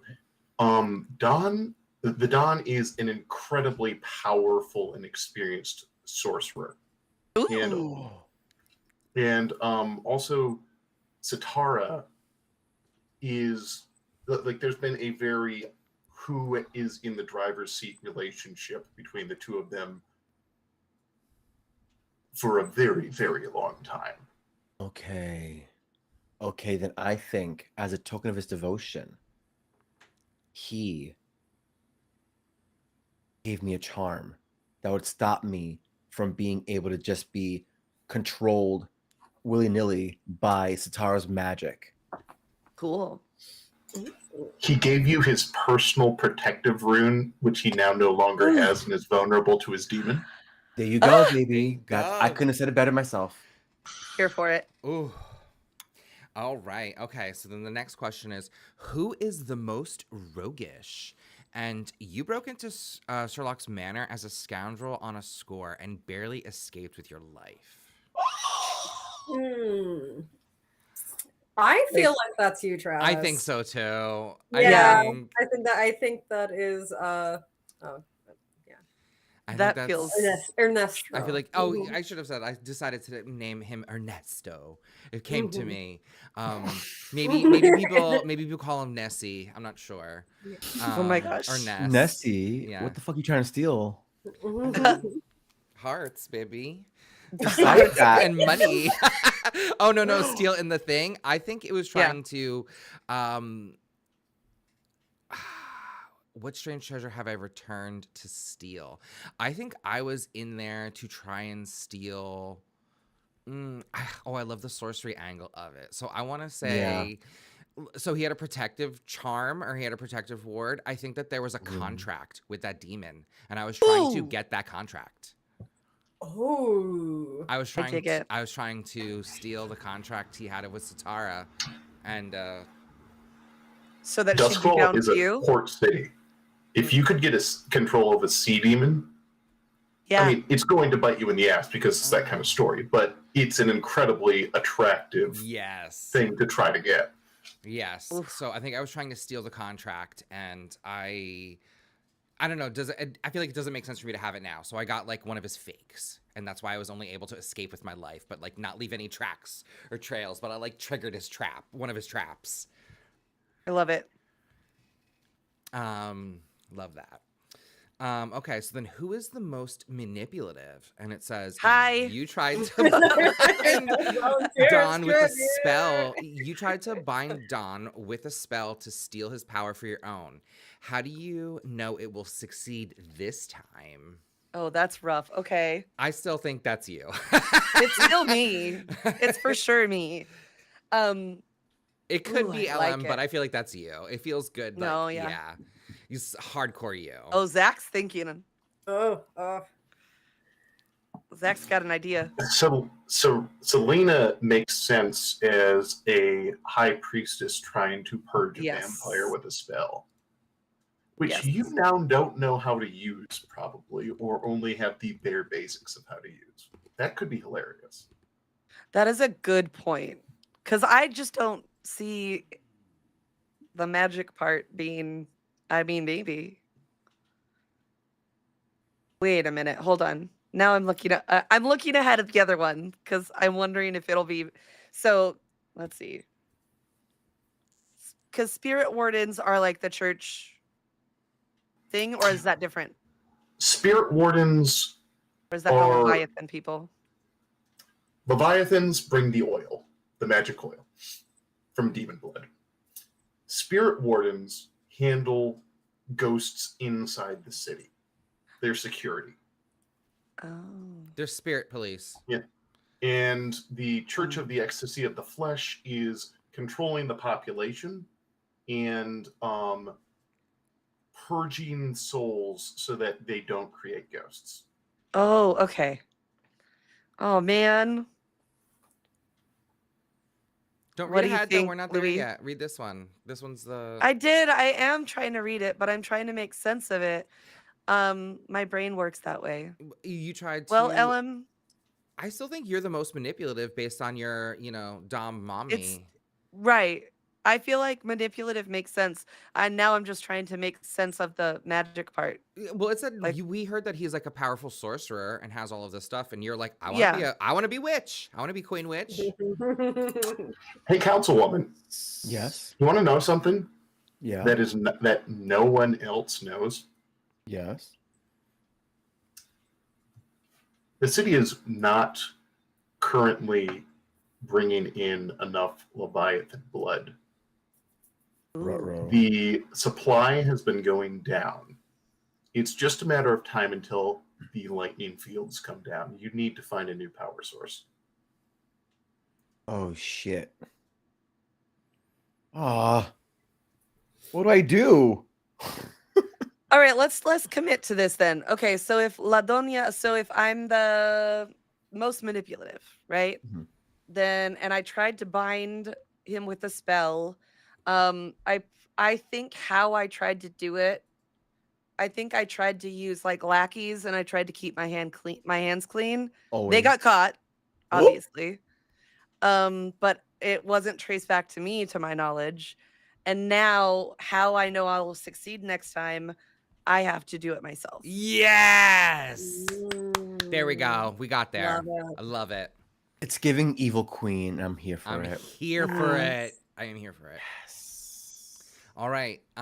So then the next question says, who is the most downtrodden? You represented your employer in a business with Don and nearly fell victim to his vampiric thirst. And what business are they sending you back to conclude, Ray? Right? Exactly. Our little empleada. Every single one of us was like, so Sophia, right? Yeah. Yeah, 100%. So, Sophia, that's it. Okay, you represent your in business. Yeah, nearly fell victim to his vampiric thirst. So, yes, I'm going to use Selena and Juliana separately to distinguish, like, I feel like there was probably some machinations from Selena as far as keeping her closest, not most trusted, but closest assistant in the dark about Juliana. And like, for some particular reason, Sophia is still playing a role that she isn't even aware of. But it's something to do with however things are playing out is the way Selena wants them to. Damn, she is out there committing. She is out there committing villainy. So yes, Mhm. yes, hell yeah. And as far as I nearly fell victim to his vampiric thirst, I could see like it's my first night on the job and I got lost in the mansion and Oh no! I ended up in a dark hallway with the Don, who I hadn't had a chance to meet yet because he's so busy and I was so busy working for his, on the way out, soon to be ex-wife at the time kind of thing. And oh no. Oh boy. I got lost on the way to the servants' quarters. Oh my Could gosh, you that's help? perfect. Could you walk me back? I don't know this big place. Wait, hold on. Three halls. Last time, Selena worked with. Oh crap! Sorry. The other councilwoman. Marie. No, it's Valencia. Mhm. Worked with Valencia and then stabbed her in the back so that she could marry Scurlock. Didn't manage to pull off the true love thing. Mhm. Now she's sending in herself again. Double. Yeah. But this time, instead of working with a councilwoman, she's working with a low-level employee. Her Is she setting up the same thing, but just like going to sacrifice both her body double and this low-level pawn? She's an evil cunt. So yes, she is. She would. I So believe. the business that you're here to finish is to get fucking sacrificed for whatever her master plan is. Oh yeah. my Which, of course, god. I'm in the dark. We're all in the dark of that one. Yeah, like we have. I think like what it could have been is Selena left you some guidelines for like when that bitch Valencia does XYZ, you do this. When Tips to act in certain situations, of course. Yeah. And with the idea of like a clock, somebody just winding up a clock and the gears turn a particular way in response to other inputs.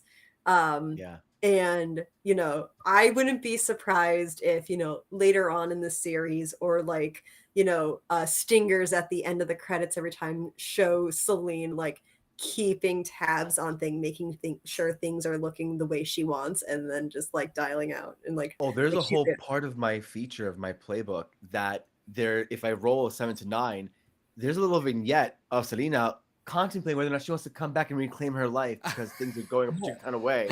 So I'm definitely going to be leaning into that for sure. Hell yeah. Yeah, she's like she's keeping tabs on things, making sure that you and I are doing what she wants us to be doing. She's always meticulous with her domino pieces. She always wants those pieces to add up to her, whatever the highest number of dividend of 5 is. Yeah. And I could even see like, that first night when I ended up in that dark hallway, just be like, okay, no, like the Don knows me and he's going to keep me around now. Check. And that's all she needs. She just needs to make sure I don't get fired while she's gone. I was Oh, like, okay. fuck. Why are we such good storytellers, y'all? Why must this be just a one shot? Like, I am ready to be like live into this story. All right, let's go. Let's go. I'm excited. Awesome. So then the next question we have is, in this scene or in this show, who is the most powerful? And it says, you are the scion of Duskfall's most influential family, and the spirit warden saved you from him last time. What bargain have you come to strike with these ancient vampires? I think Lazonia is like the most like directly powerful. I got my power through marriage. She has her power. Yeah, I mean, in that case, I guess it would be Valencia. Now, I know I'm here to bind him and kind of get power, it looks like, because that was the manipulation part. But I think maybe my failsafe is try striking a bargain. Like try striking a bargain with Don Scurlock, right?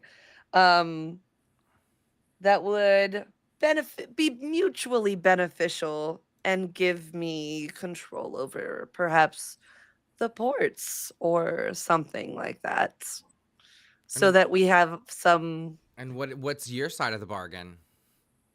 What are you Well, doing for them? mine exactly. I don't know. I'm trying to figure that out. But I definitely think like the fail safe of if I can't bind you magically, can I like just set up a bargain kind of thing? There's only one thing the Don really wants. To fall in love? True love. True love. True love. True love No. is why we gathered here Who today. died? So maybe the bargain then is I mean, it could literally be marriage. It could be like I will Produce him an heir, a direct heir through love. can produce an heir. Love through love conception. I'm picturing, okay, I don't know if it works like this in this world of vampires. There's one other thing he wants. Okay, what else does he want? I'm pretty sure the Emperor is the one that put the curse on him. The Emperor? Oh. And if I'm putting the pieces together, they were lovers. Ooh. So that the Don could, like, because the Emperor is immortal and he didn't want the Don to die either. Maybe that's what he was thinking. By, Scurlock believes that it was malicious. oh. And so is that, hold on, is that the preceptor or is the Emperor another thing? Because I'm not seeing that. The Emperor is not an NPC in this. Okay, that's why. The Emperor is just a piece of the setting. Yeah. As the most powerful sorcerer in the world. Amazing. And really the one of the few beings that's been around long enough. He's almost certainly the one that inflicted vampirism on Scurlock, and that the curse that he would be unable to die until he found true love. Ooh. And he's like, it's me, bitch.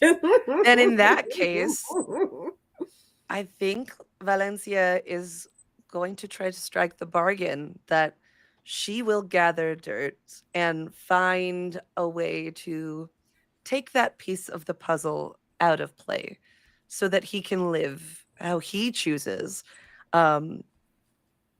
break the curse. That is a tall order, ma'am. I didn't say that I can do it. I said that this is the scheme at the start of the show. I fucking love the confidence, girl. Right. Let's get it. Because I don't Alright. think La Doña really cares to marry him. Like, she's not looking Yeah. for love. She doesn't. She is a person who wants to have all the control. And true love takes vulnerability, which she is not really willing to do. So I feel like for sure she's looking for another angle. You know, if you did manage to pull off, and you've already shown that you're willing to use love as a weapon. Oh, If you did manage to get the Emperor to come back and truly fall in love with Scurlock, It would take solve him it. out. Mm-hmm. And it might leave the Emperor vulnerable in some way. You might be able to make a play for Mm-hmm. head bitch of everything. Done. So you're right, not, that's the so you're scheme. not here to be one of Don's suitors. You're just here to help Don find true love. I am here to find power. You love power. That's love for you. Power is your love language. Power is my love language. I love that so much. I will find true power Mhm. by using true love as a weapon. Exactly. Because The these best poor kind. schmucks are so convinced that love is so powerful. Oh, and that's the story. That's the tea. Yeah. Let's go. I knew what I actually was think signing that's up for. a hilarious place to take a quick break. Great. Yeah. We have a couple more questions to go through. I'm loving this tea right now. I don't know if we need to throw a lot more in. We'll at least do the most jealous, and we need to get to the bottom lines. We might skip some of the previous episodes. Okay. Everyone go take a quick bio break, and we'll come back in, what, 5, 10? Yeah, we'll come back Gotcha. in let's say 10 minutes. Yeah. And we will pick it up from there. So thank you so much everyone for tuning in with us so far. And just again to shout out, we are doing this for charity. It is for the Trevor Project. Please donate if you can. If you can't, no worries. We are offering a giveaway. So just watching, you're able to use your channel points to subscribe. And we are doing giveaways at the end of the month for all of our donators or watchers. So please feel free to enter in chat, and we will see you shortly. See you in a bit.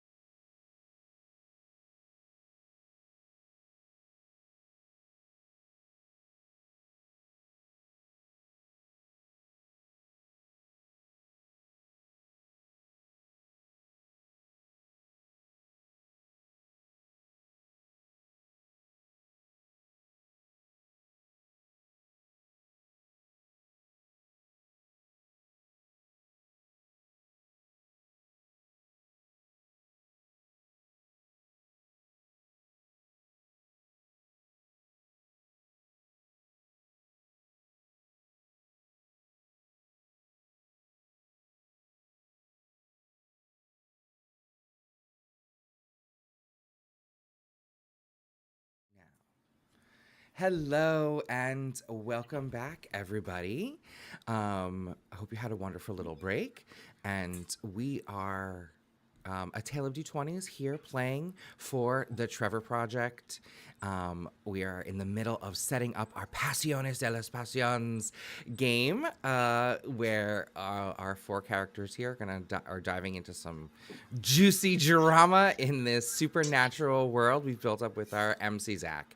So once again, we'll drop the links in chat for you to donate for this wonderful cause. It goes out to helping LGBT youth in need. And we've raised $650. I haven't refreshed. Maybe we've gotten some donations or more, but we're more than halfway to our goal of $1,000. And it is just for a wonderful cause that is near and dear to all of us. So thank you for being here with us. And I hope you're enjoying this session one setup because the drama is real, baby. But I will pass it over to our MC Zach to jump us back in and wrap up our session 0. Okay, thank you so much. I appreciate it, Travis. And just wanted to say that, we need to protect trans kids. It's a tough time out there. Be there for the people in your community.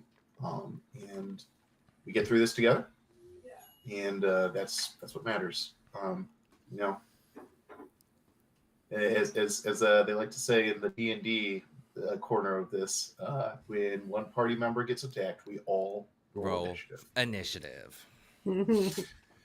All right, so let's get back to some messy queer drama tonight. Just a little bit of queer joy in the weirdest, most fucked up way. The joy of making our little characters make terrible decisions and suffer. It's going to be great. So we are finishing up the last bits of our session 0 here. We have one more question to ask before we get down to bottom lines and previously on. Okay, sorry, my cat's trying to. You asked me to ask the real question, so I'll introduce this question. So, Yes. I muted myself. Oh my goodness, here I go again, trying to be. I was gonna say, you asked me to do the question, so I'll do this last one and wrap it up. So, this one's a really good question. Who is the most jealous? You are the only one who has never been to Scurlock's Manor before, despite your fascination for the vampire. What did you lose to finally enter the manor tonight? I feel like this is either Valencia or Ernesto. It could technically be Felicity. Juliana? Juliana as well. Sorry, I've been the subject of too many of these questions. Let's share the spotlight, peoples. I love the way that you want to fit her in. I appreciate all of you. Yeah. But I can't be a Mary Sue. I get killed off too quickly. That's so funny. Who's the most jealous? I mean, it could be me. I feel like I could fit that in. I don't love that you've never been here before, but maybe that does fit in with the bottom line that I did write down. So I think Travis doesn't like it, but it's perfect for Ernesto. So maybe Ernesto has never been there on invitation because we know he broke in. Yes. Whoa. Yes. Okay, fine. It's me. Sold. Yeah, sold. I love it. What did you lose to enter the manor tonight?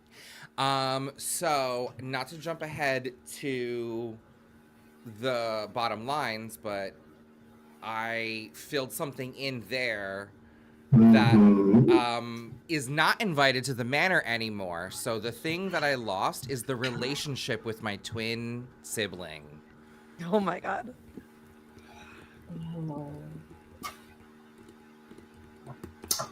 Okay. Twin. Yes. Oh wow. Is that too spicy? I'm just doing the math in my head. Enough. Spicy enough. I love it. Also Yeah. identical. Naturally. Could be, yeah. I mean, it sounds like you're angling to take one of the Gamello moves on our level up halfway through the next episode. I mean- and I think that'd be hilarious. Yeah, maybe. Mhm. Oh, okay. I mean, I don't feel like your twin has really got any presence in the world right now. What do they do? Oh, I haven't And thought why about does it this. matter that you've lost a relationship with them? I think, ooh. I don't know. Does anyone have any good ideas? I kind of just, I literally just thought of what I don't know. Haven't. Did you? Was this one of those things where? Okay, if you lost your twin and you weren't able to get on here before, was there magical protection that was keeping someone that looked like you from getting on there? I think. And then your twin was the way that you got past that by basically sacrificing them? Are they trapped somewhere? Sure. Oh, I love that. Mm. Basically, you undermined your twin somehow to I want get it. into the mansion. I want it more to be like Ernesto, or not Ernesto. Don had an eye for them, and I was like, "Fuck you!" Like literally do anything to sabotage that and take the place because I want to be, I'm the beauty, not them. Fuck them. Anything. Anything. Anything. Anything. Did they like come back to you and be like, I think I'm falling in love with him? And you're like, you thought. You thought, yeah, you think so, and that's You why. thought, wow, they have a name, okay? Right. Right. And I think that's exactly why they may or may not be alive. I don't know. Like, I'm fine with that. Mhm. Like a potentially, I don't know where they are, but I thought that they were in the car locked as it, sunk into the lake or something, Just keeping them from coming to the castle and you going in their stead is already, in some way, losing it. Like, you've lost the relationship. Mm-hmm. Yeah, like Because- they know, and I sabotage them. Mm-hmm. And another generation of fine, attractive young people of Dustfall stab each other in the back over the vampire. Mm-hmm. Yeah, and I feel like that ties in when we get to the bottom lines for those questions with my what I wrote down as well. I feel like this is just reflecting what happened with our two previous generation characters here, Selena. Yeah, absolutely. All right. All right. So, previous episodes. What doomed lover of Don Scurlock still haunts the manor? We've got one answer, which is his first wife. Mhm, I love that. mhm. Oh man, why is he marrying if not for love? Is he just lonely? He might just be lonely. Maybe he thought he could make it work. Like one of those, I Don't think, make him my dad. oh God. Oh God! I think Sorry. that Sorry, do it we ma- need to go back to the lines and veils? I know, right? I'm okay with this. In my Yeah. head, his first wife was his first love Mhm. that he was truly in love with, but he was also new to his vampiric life, Yeah. and vampiric thirst took over, and he killed her. Mm. Actual first love. His love that. actual first love. Yeah. So what I'm hearing is the Emperor may not have cursed him with vampirism. He's just cursed Oh, him with that's the right. inability. he's cursed him with the inability to stop. Ooh. Oh. So maybe he was Insatiable already a bloodlust. vampire. Oh. Yeah, but then part of the curse is maybe part of the curse is the insatiable bloodlust. Yeah. Mhm. Like the more he loves someone, the harder it is for him to stop drinking. Yeah. Like their blood is tastier to him or Right. something. Oh, okay. I want to throw in a little. I'm going to throw in a little poly spice here. Yes. They were a triad, Oh yes. 100%. Love this. and And so like when Scurlock killed their third person, Yes. that's why the Emperor's so fucking pissed. It like doesn't love him anymore. I That like makes it. sense. I like A it. forever grudge. Oh, Yeah. Mhm. yeah. Like, Oh, that's good. So I guess the question is, did Don Scurlock kill the first love, the part of that triad, while as a vampire, or did he kill her in a fit of rage, whatever, and then was cursed? all that was a long time ago, and No the one only truly people who knows. know are all very biased.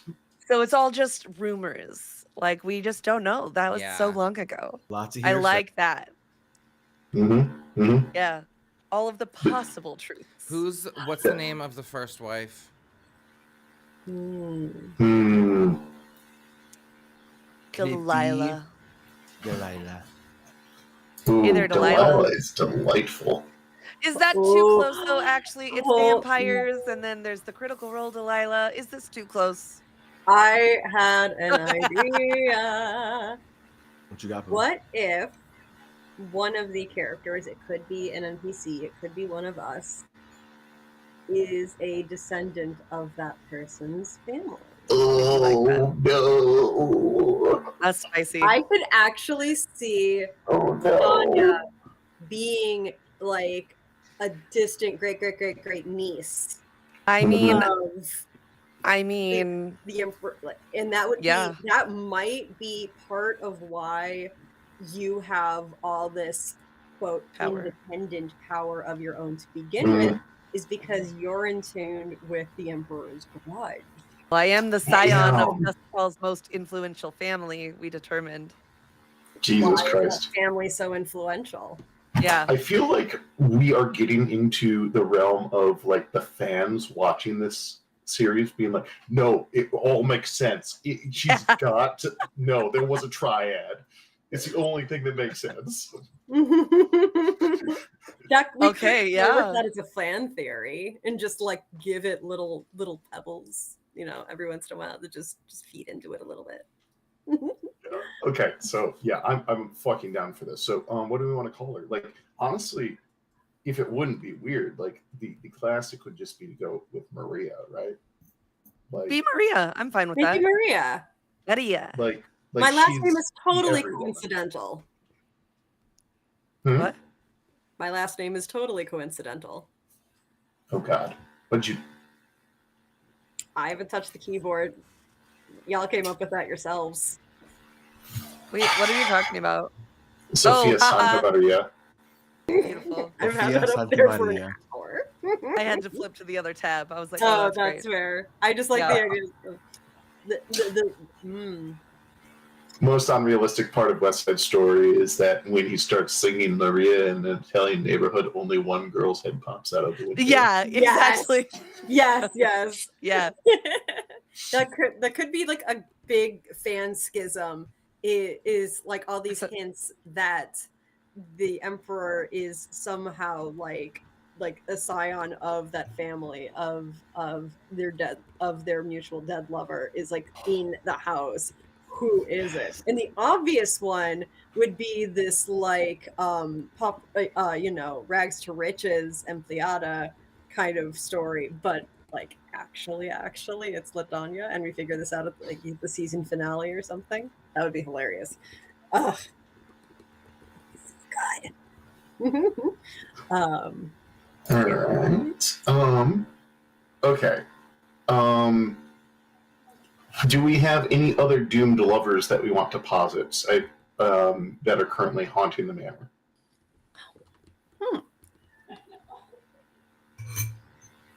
If we are leaning towards, if we are leaning into the non-monogamy side of things, could Bokoros be a spurned lover, perhaps? Or does this not quite work? Master knows cannot deny it, but is determined to protect. Like one of those, I'm trapped here, but I can save other people from the same fate I. Oh, is Well- Bokoros a fix-a-hoe? Is he like, I Bokoros can says fix the him? girl, don't date him. I've been there. I maybe she's like, I could fix him because we love a red flag boy. So Rude, but I'm down for that. If honestly, that sounds hilarious. If Bakros has been a ghost this entire time. What shocking truths were revealed about the relationship between Don Scurlock and El Emperador Immortal, who rules the world? We've already been they were in a polycule. They cursed each other. Mm-hmm. Don got a little too hungry one night. Allegedly, that's what happened.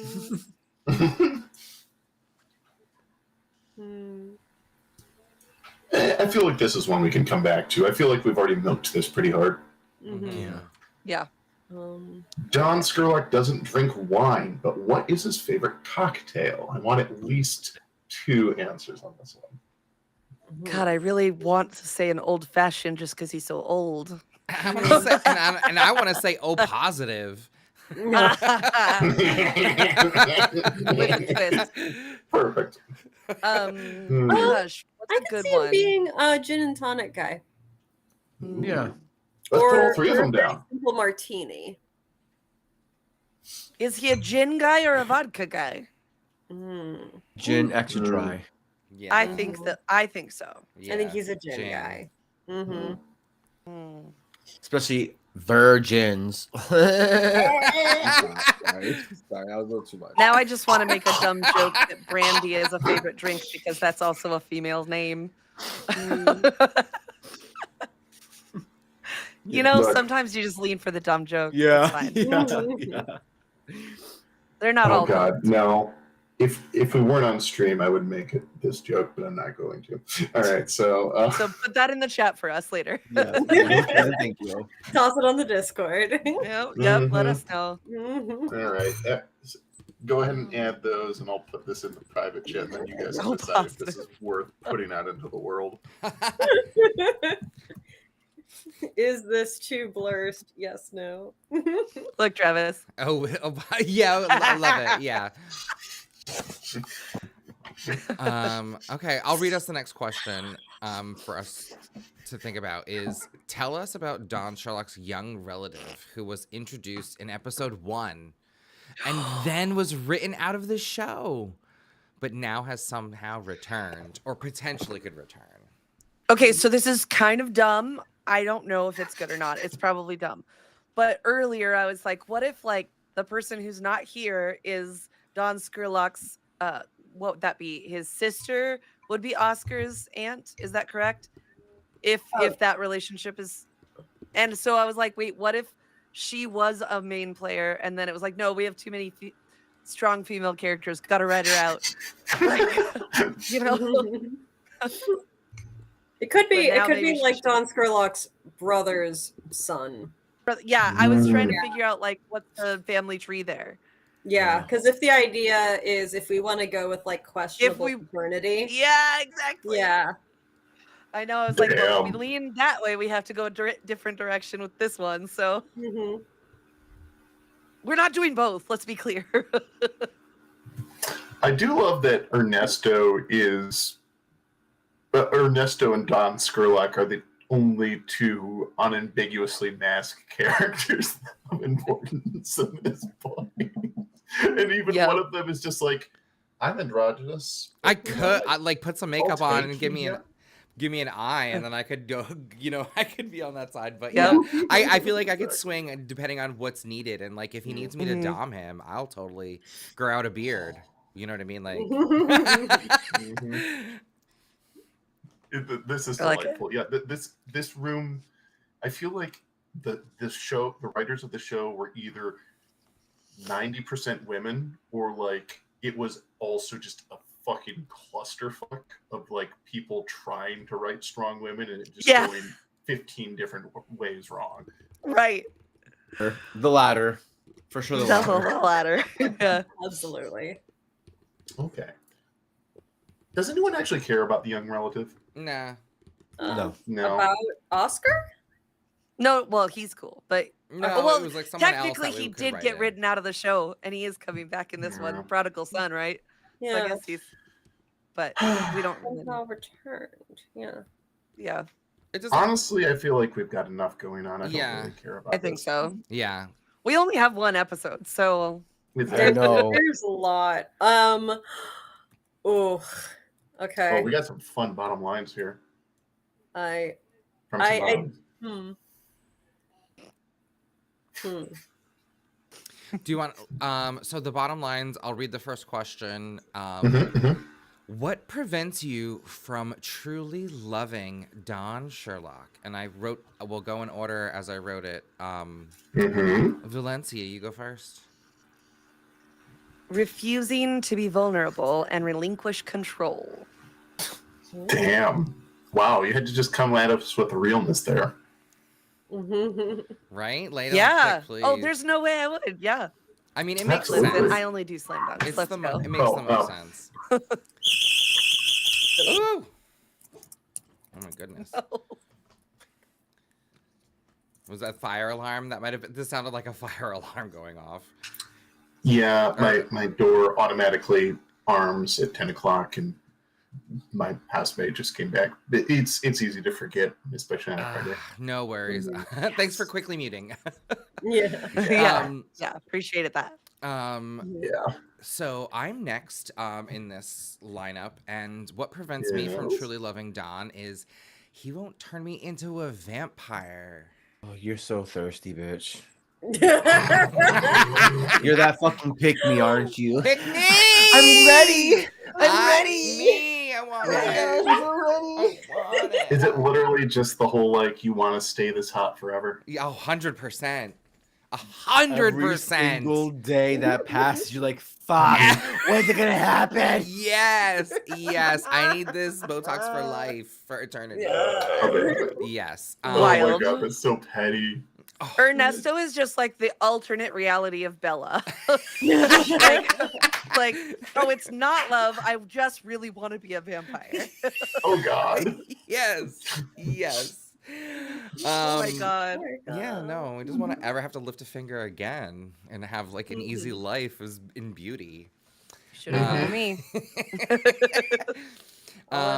Next is Sophia. Sophia just doesn't think she is like, he's my boss. I work for his soon-to-be ex-wife. It's complicated, but I'm an employee. I'm an employee. I'm just a lonely Unprofessional. assistant. He would never look at me like that, so I'm not even gonna try. He never looked at you like that, except for when you were in that hallway and almost died. Yep. Yeah, that was a coincidence. He was just helping me find my way back to my room. To my room. Oh, that could be just like a silly hook with I don't know if we're actually going to incorporate it with, but like, Oscar gets written back into the show, and as the assistant, I'm like, all right, look, we've got somebody moving to the mansion. Sophia, I need you to go set up his bedroom and go show him around and where the linen closet is. Oh my. So he gets in late at night. It's been raining. I have these fresh linens waiting for him, and I'm trying to show him. And he's being a little shit and like his muddy boots all along the floor because he knows I have to clean them up later. And at some point when I'm like trying to like set up the rest of his bed and stuff, I was like, this is this.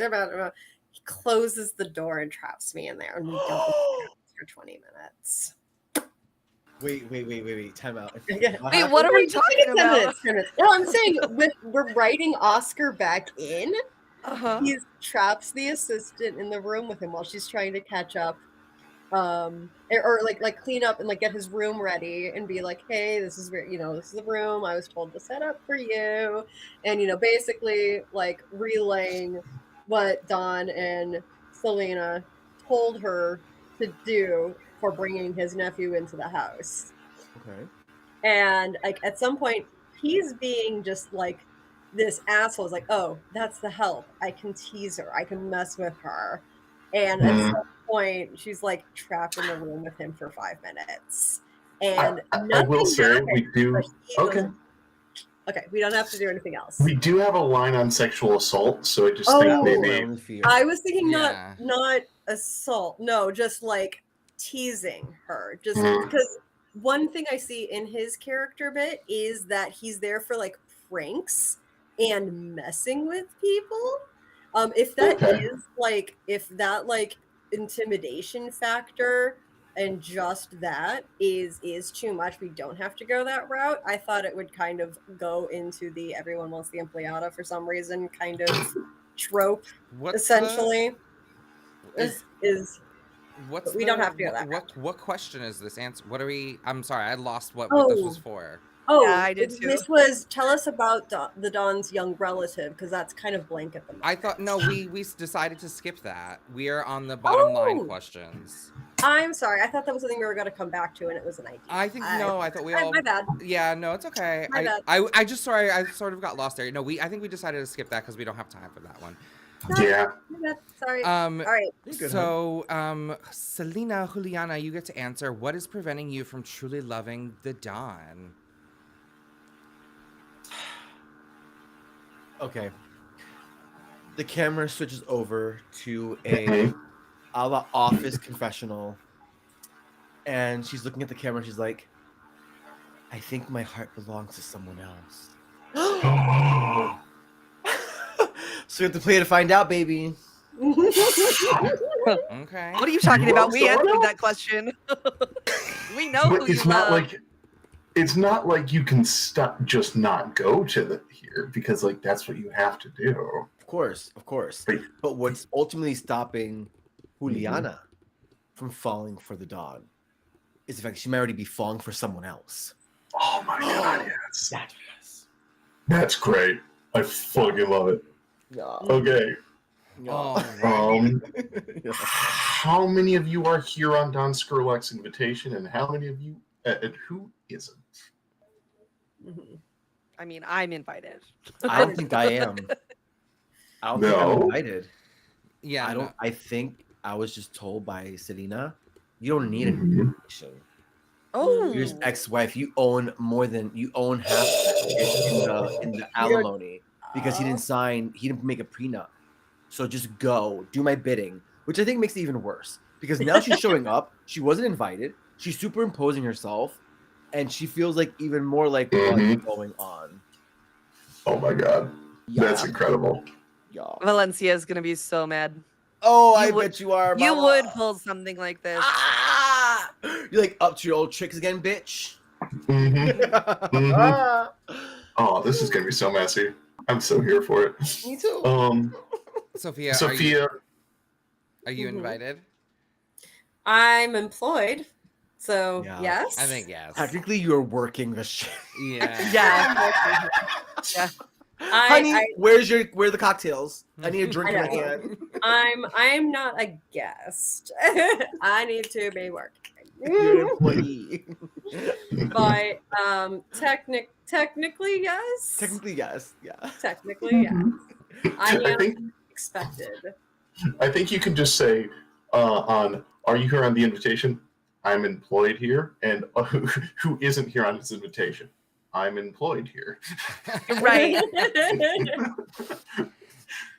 I answered yes, and I think I just also want to add a clarifying point. I don't want like my twin to be like a major thing. I just want it to be like a messy past thing that maybe comes up, but not like a main character that we have to dive into. Okay. You know what I mean? If it makes sense in the story for you to pull it out and like have her come up, sure. But I just wanted it to be like another drama point about how Ernesto is just so. Like he'll go there, so that's why giving, exactly. So that's why I got the invitation because of everything that I've did, and like my brother has appeared to be blowing off, or my sister, which we have to decide, whatever. My has been like sort of like ignoring him, and then that's why I was able to step in. So that's why I got the invitation. I think we could probably also say Baccaros is not here on invitation. That's good. I thought it was stupid. I almost wrote it down. I actually did write it down and then erased it because I was like, I don't know. I wasn't sure what was, But I'm putting him back down. Her down. Him down. Yeah. Them? It's he, she. It's she, right? Yeah. Yeah, perfect. I really like them. I like their hat. Ooh. I think that makes sense. Yeah. Juliana, Selena, do you have someone who's not invited that's like of your choice? Or not I think necessary? who else Selena could have screwed over to invite to fuck with.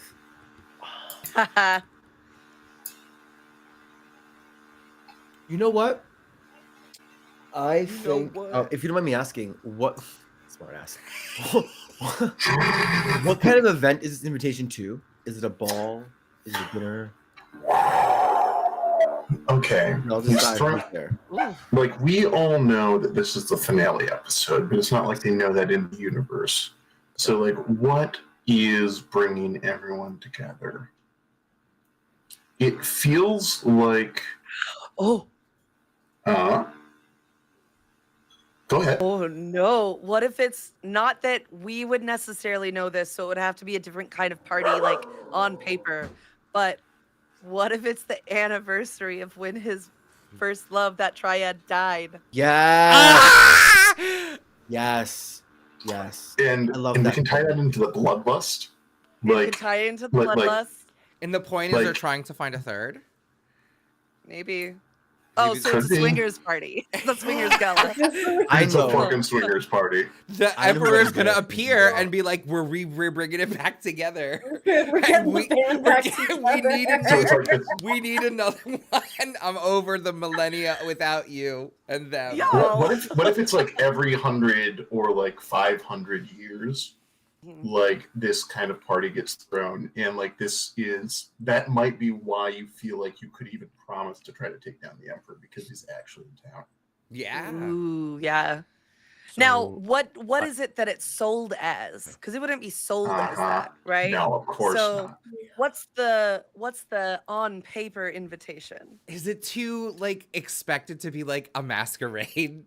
I mean, that's kind of where my head was going. Oh my god. It's so tropey and cheesy. Like, I would love a masquerade ball. Yes. Especially because Baccaros is going to be there and she's not Mhm. invited, but she does It wear a gives mask. them So a it's like, chance to change mask. And Yes. It's a And masquerade ball. and Valencia, like that's the reason Valencia gives Sophia the dress. oh, yeah. Like this is gonna be your time to shine. Perfect for you. I deck you out. Yeah. Okay. And the so, person that was going that was not invited is the Emperor. Ooh, yes. Okay. The Emperor is not here on Don Scurlock's invitation. oh my god, you went But there. who's gonna stop the Emperor at the door? No. Holy fuck. Yeah. No. Okay. Can I this is say- coming together. Can I say that Valencia's had her fingers all in on this for a Mhm. while for prep? I am on the council. I get all of the stuff with the budget and the funding, all the things. And I have been putting the pieces together to make sure the Emperor shows up tonight. But that doesn't mean she You got an sneaky bitch, invitation. you fucking would. You know, she's Yeah. coming. But that would mean she was invited. Mhm. Yeah. The Emperor's not I know what it invited. is. That's what I But meant. The I'm- Emperor yeah, was not invited. Yeah, 100%. But I that don't know mean what she it ain't is. coming. Zach knows. We Well, he ain't all know coming. that Scurlock is a vampire. Mm. Influential people in the city probably know he's a vampire. How does he Mhm. keep the people from trying to come and kill him every so often? Mm. He is going to retire and give it to the next generation. Mm. Scurlock is, of course, very reclusive. He rarely leaves his estate. So this is just him saying, yes, I am now giving this to my, you know, To name his successor. he's naming his successor, Right.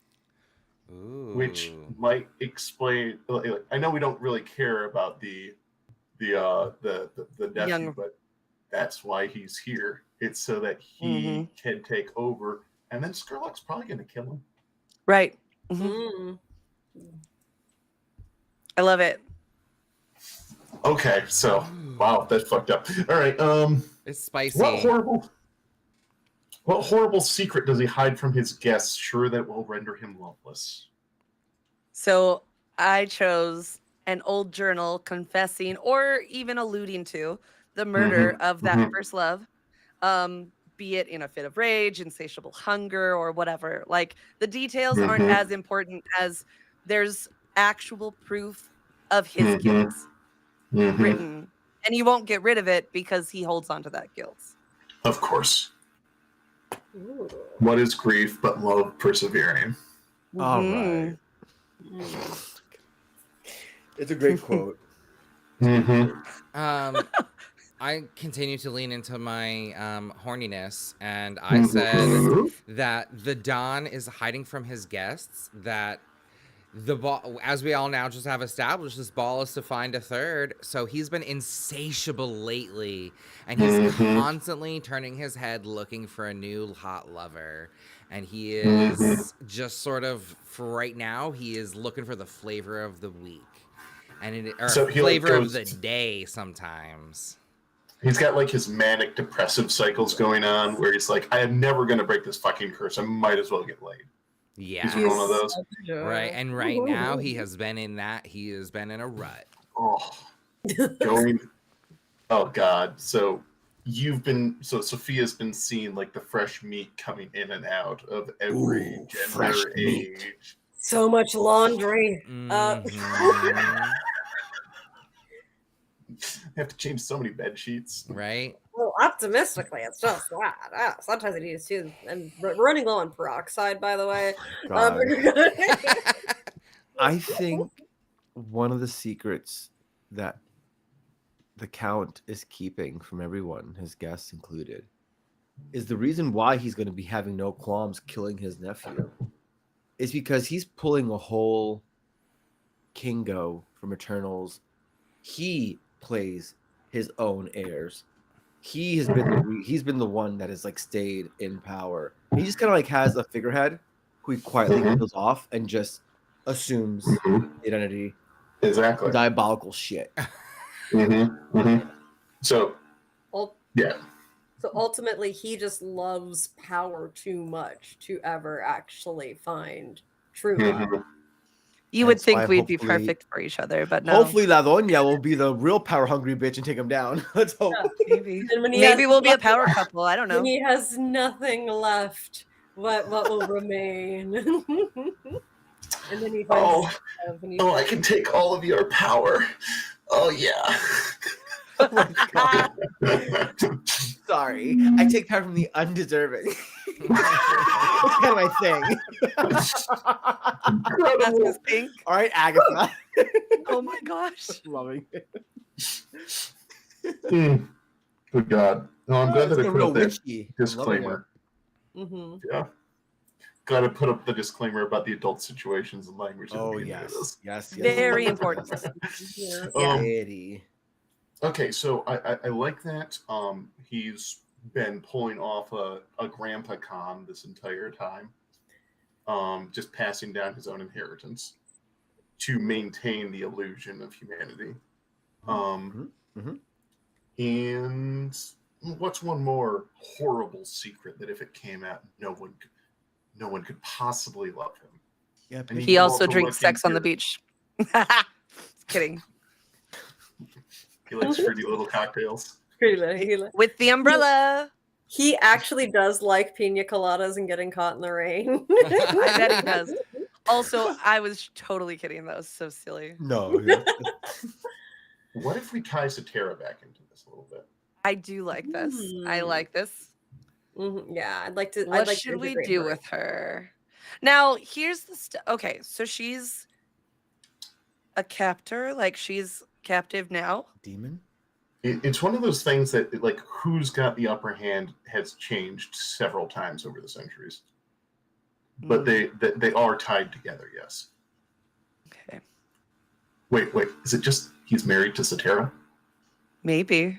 Like, he's still married? That might be a little pedestrian, especially if we've already got Polly in. Yeah, a little bit.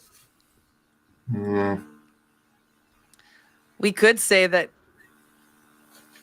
I mean, that's still maybe a little pedestrian. I was going to say we could say that he is actually in love with her, and that's why he's having a hard time finding love. Like He can't love a human. He can only love demons. And the demon can't love him supernatural. back. And the demon can't Yeah. love him back. Yeah, especially one Oh, that so because he's he's like just- summoned her and has that power dynamic over. And who has ever been happy when they're not free? I mean, come on. Right. I don't know. Maybe it's a little too on the I nose. like that. No, that's fun. That's fun. I feel like that fits. There's probably some, like, the fans are going to argue about how much it's Stockholm on either side, but, like, I mean, you don't stay with someone that long without Right. both hate and love. Yeah. And I have to say, though, like, he's a powerful guy. He's addicted to power. He's not used to ever being told no. And she's the one thing he can't have. So it's not necessarily that it's true love.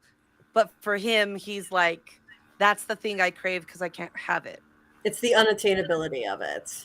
So maybe it's this conflict of, like, he can't fall truly in love because he has this, like, idea of he thinks he's in love with her or is whatever. So he's That's the closest he'll distracted. get. Satana's is a white whale of sorts. Right. I like it.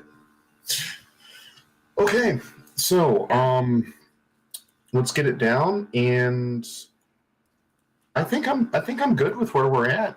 We've got a lot of juicy drama. We've got a polyamorous murder trio in ancient history that's now coming back to bite us in the ass. We've got a possibly ghastly protector who keeps saving innocent people. We've got this, incredibly horny rising socialite who's now going to throw themselves at the vampire and possibly repeat the history of what we saw from our other two main characters here. We've got power dynamics at the wazoo. We've got this whole, like, twisted thing of, does he want love? Can he feel love? What? And, like, he does all these terrible things, but he says it's for love. How real is it? Like, I feel like this. I would watch this show. It would be so messy. So, I'm looking forward to seeing what we all come up with. Last bit of homework for you all that I do not want you to do tonight, but I want you to have ready for next week, is read through your last time ons and pick one of them that applies. Keep in mind that there aren't really cars. This is more like Victorian type technology, maybe Steam at best. And give yourself an associated condition that fits with the last time. Ooh, I like that. Next week we will be playing for. We'll be doing an intro. I will be playing some music, and we'll be doing a quick credit scene over it. So I will be saying, okay, so this is happening. What do we see? What do we see Sophia doing? And just, like, give me, like, she, like, walks through the hall and like, catches two glasses expertly and then pushes her hair back and, just like, and catches sight of one of her lovers and sighs with her hand over her heart. Or we see Ernesto wiping their forehead and tossing aside the cloth, and the camera focuses on it just long enough to see that it's a pair of panties. Give me a little oh god, that's the character. Yeah. In 2 to 3 sentences for the credits. Perfect. I love that. Looking forward. Ideally, what we're going to do is at the halfway mark, during the 2-hour break, when in those 10 minutes, everyone is going to take one advancement, which will allow you to take one extra move, gain control of an NPC, or cement control of an NPC that you already control, which means no one can take it back away from you. And I think there's a couple other things, but those are the main ones. Ooh, So, awesome. Cool. And when you take the move, it does not have to be from your playbook. Yes. Please don't take a move that someone else already has. Awesome. Okay. Very fair. Awesome. Heck yeah. Any other homework or housekeeping before we close up the stream? Make sure that you bring 2 dice with you, 2 regular 6-sided dice to next week. I did want to thank the people that put together this incredible playset. I bought this from itch.io. The writer was Salty Little Radio, who ran this module for Clow on. Well, actually, they ran High Seas of Love, which was also in the packet that I bought. On the Desperate Attune podcast. Highly recommend listening to that. If you like this world, there is more of it there.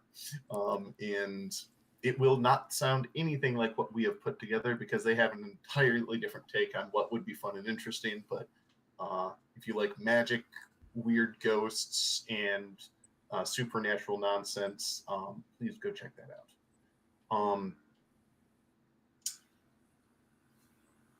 We're on the outro, so I'm not going to cover this now, but remind me to cover the playset-specific moves when we get to them next week.